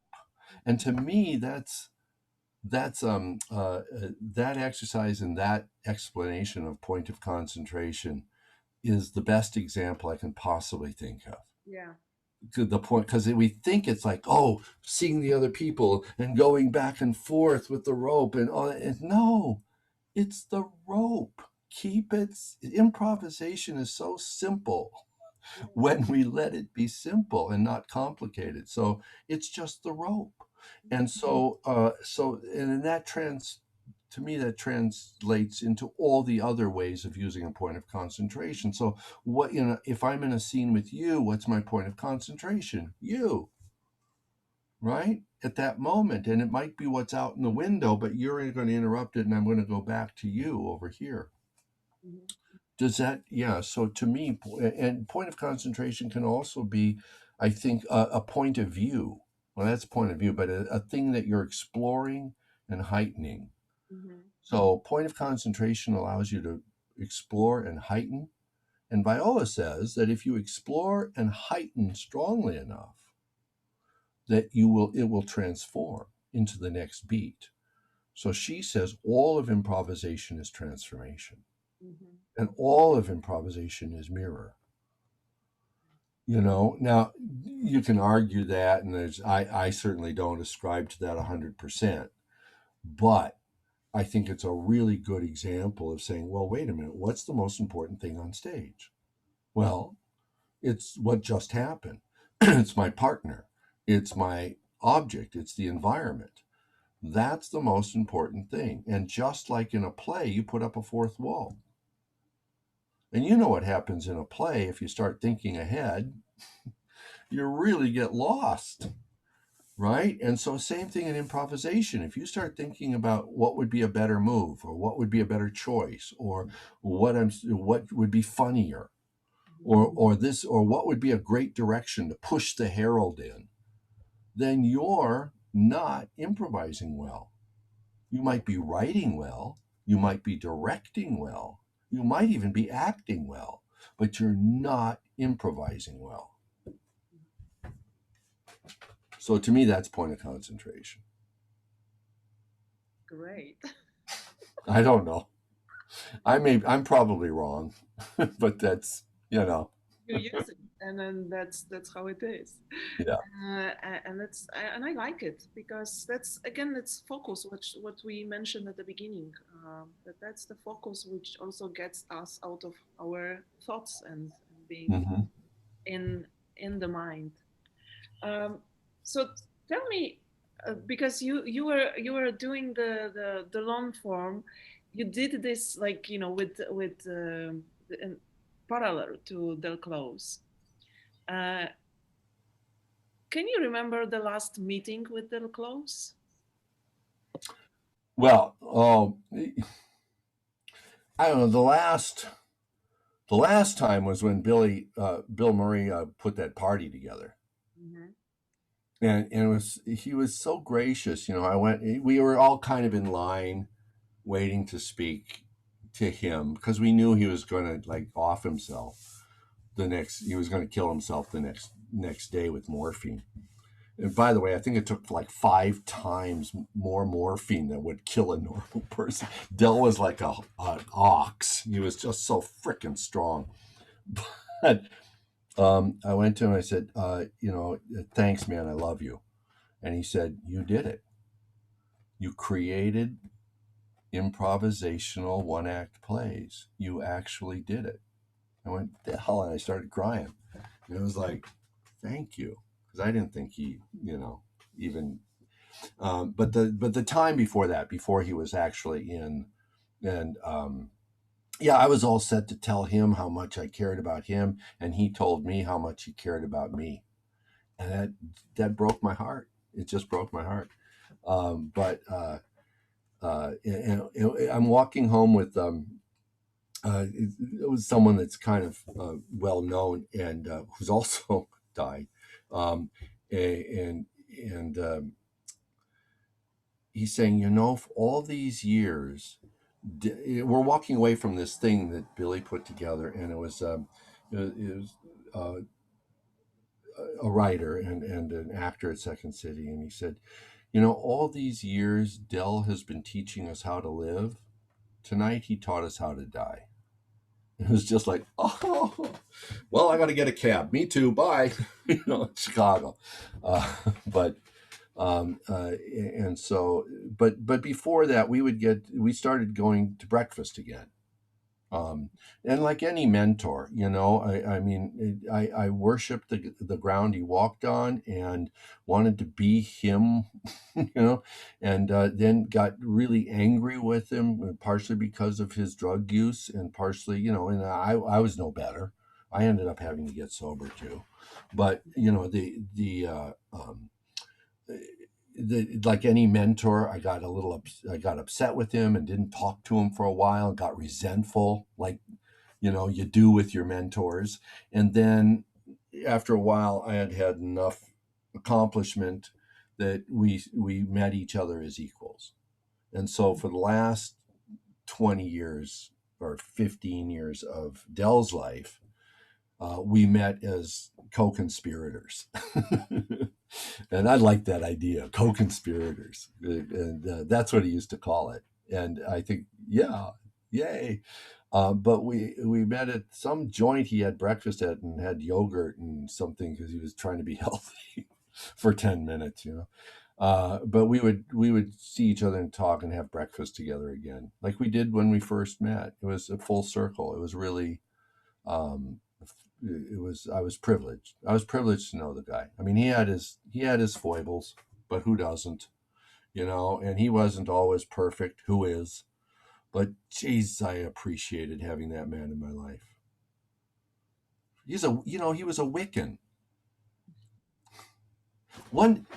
I'm in Toronto visiting, and Dell was directing the Second City there at the time, and I was doing some gig, and he said, "Come on, we got to go someplace." He said that a lot. Cab, and we'd get a cab and we'd go, and he took me into the back door of a toy store, and it was a huge toy store in Toronto, like 4 or 5 stories, and we took an elevator up to the top floor, and there was all these games and things, and we walked through the aisles, and we walked through a curtain, and it was an exact replica of the Starship Enterprise, like this toy store, for kids. And then we went across the Starship Enterprise, the bridge of the Enterprise, and we went through another curtain, and there's all these people in robes and shit like that, and it was like this witches ceremony. And I was like, what are we doing here? Well, I'm a witch, and so I went through this whole Wiccan ceremony, and then later on that same weekend there was a big confab of witches, and we met in this park, and there was like 50 RCMP on a bluff looking down at us as we had fires and danced. And so he not only turned me on to improv, but a lot of other things and books, and here, you have to read this. I was extraordinarily privileged, I think, to know people like Dell. And as I said before, that Old Town was just filled with extraordinary people of art and letters, people who had national and international recognition, and who once getting to know them as a human being and not as an icon, they share the things they could share, and the insights into life and the world were just extraordinary. I mean, God, I was lucky. And I don't think there's anybody who lived in Old Town in Chicago at that time who doesn't feel like they were privileged to be a part of it. It was that extraordinary and transformative. So much of what, and that's, look at who's there. David Rosowski, Susan Messing, Jeff Machowski. These are all like students. They were all people in my theater company. They were all around at that time, and so all of us come out of that cauldron, if you will, of that sensibility of Old Town and artistic expression and endeavor, and couldn't, I think of doing anything else, come what may. That's a gift. So knowing Dell to me was a real gift, and I was pissed at him for years for some of the crap he pulled, and I get it. People were like, He didn't treat me very well. No, I get that. And sometimes it was just maliciousness and meanness. And sometimes it was he was trying to push people artistically and they didn't get it. And sometimes it was just he was scared and lost himself, or he was so high on heroin that he didn't know what he was saying. Or he did know, but he was high, and and all the barriers were. I don't know. He did some stuff that wasn't great, but who doesn't? So I love the guy. You made like how many like many teachers I know who studied with their tutors. You do a great impression of Dell. I don't know if it's great, but That's what it is. Exactly. So if you could, you said one of his quotes. What are some quotes or things he said to you about improv or scene work, or quotes which are worth to mention, which you remember and you would? Oh God, I don't know if I can. I'm not trying to like be a It's just they come to mind when I need them, and not when I try to think. When I try to think of them, they just it's like a blank wall.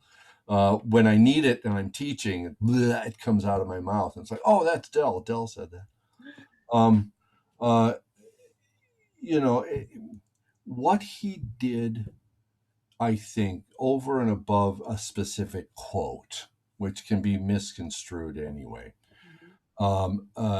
was the idea, or he encouraged exploration of life, of the world.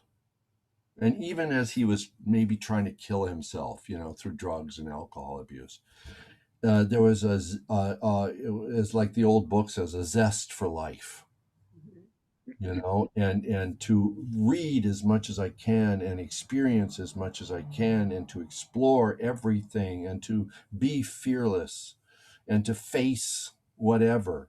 And as I said, even this is from a guy that was abusing drugs and alcohol as I was.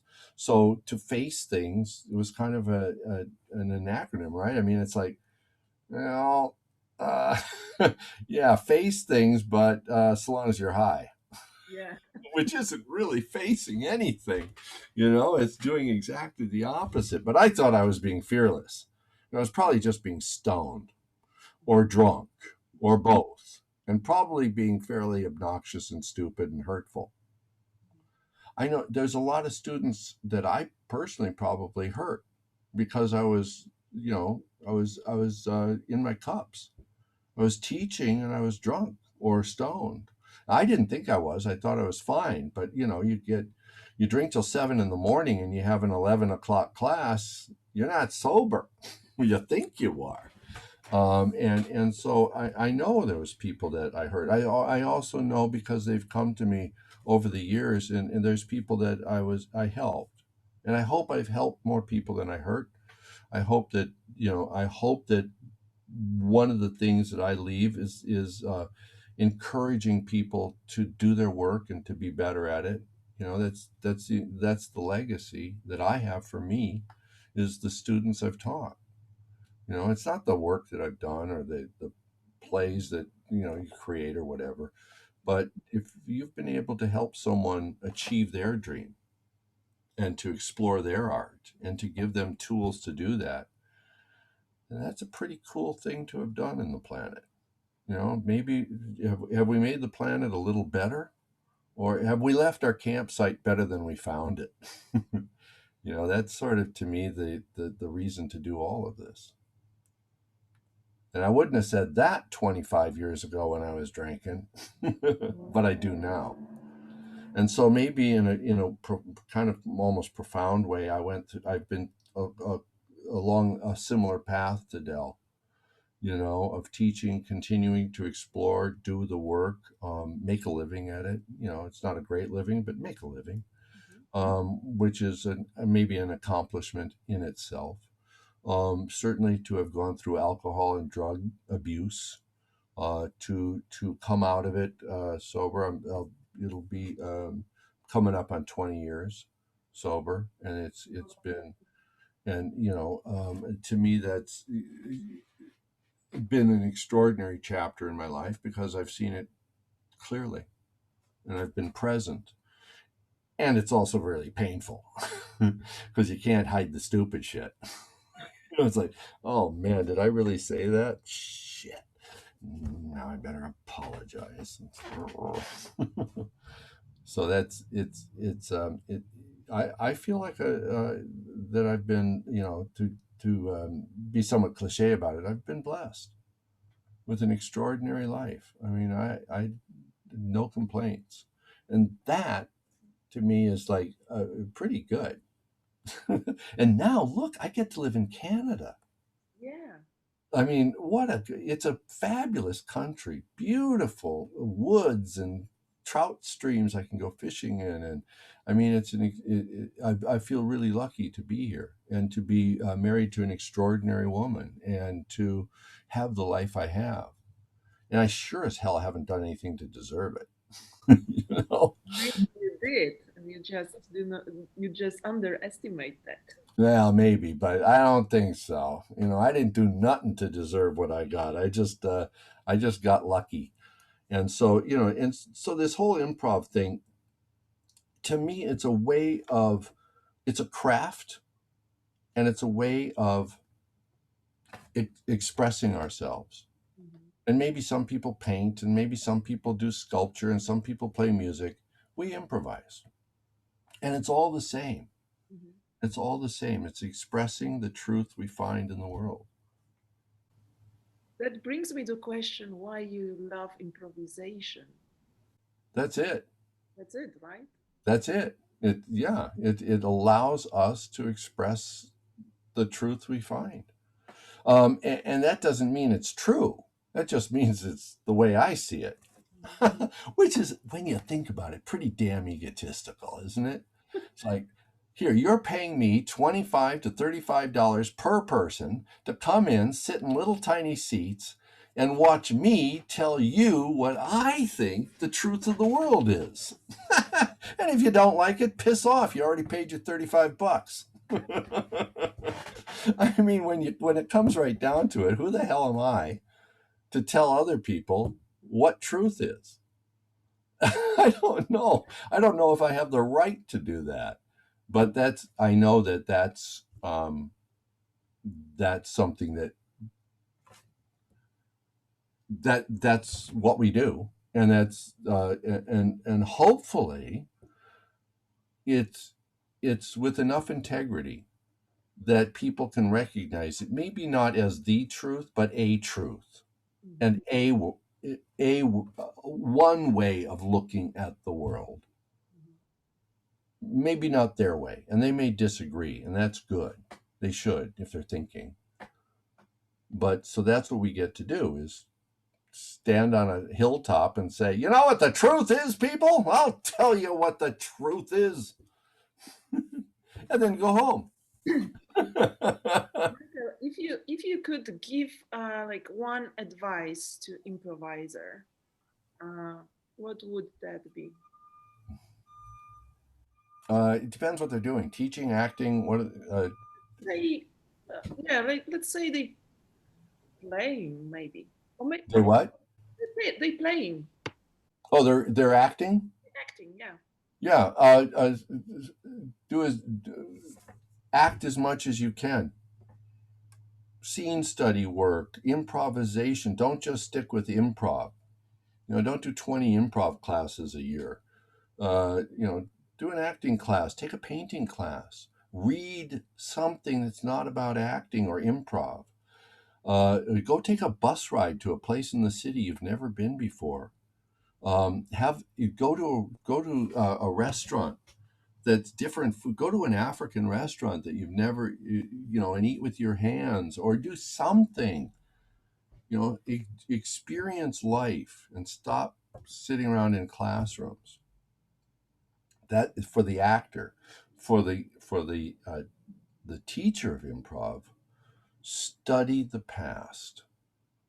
Know where this stuff comes from. Read Viola Spolin. Read The Playmaking for Children. Read Keith Johnstone and Stanislavski and understand what the neighborhood playhouse did in New York and the Actors Studio.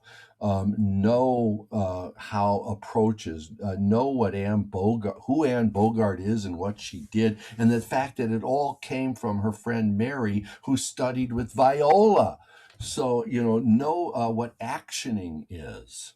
An incredible way to explore acting. My wife uses it in her classes all the time. Know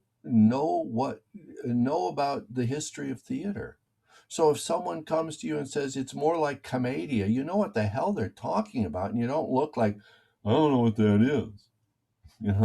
Learn as much as you can. Go take a university course in anything. I don't care what it is. In Canada, it'd be go take a college course, because that's a 2-year as opposed to a 4-year. But go learn stuff and know the history of your work. And if you're doing comedy, for God's sakes, know who Laurel and Hardy are. Know who the Marx Brothers is. Know what Charlie Chaplin did. Know what and on up, to Monty Python.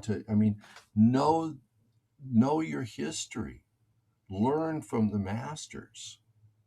Learn from the people. 100 years ago, you couldn't have done that because we didn't have film.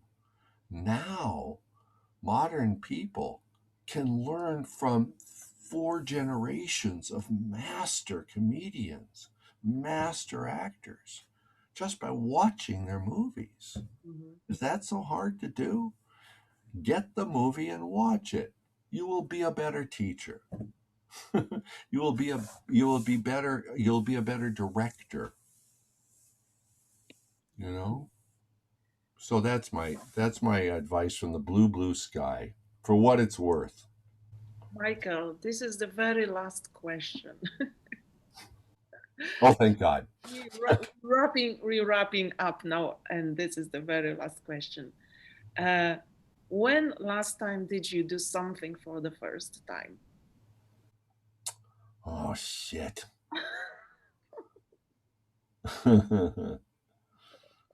Well, in one way, every single moment of every single day, you're doing something for the first time. I know. And that's improvisation. So every moment I'm alive, I'm doing it for the first time.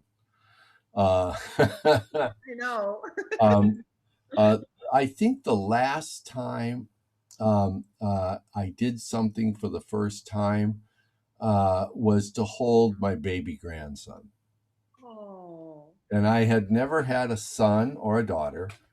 And now I have some grandchild and grandchildren, and to be able to hold them like an hour after they're born is extraordinary and transformative. So that's I don't know if that's the last time I did something for the first time, but it's the most important thing I did last time for the first time, and the most extraordinary.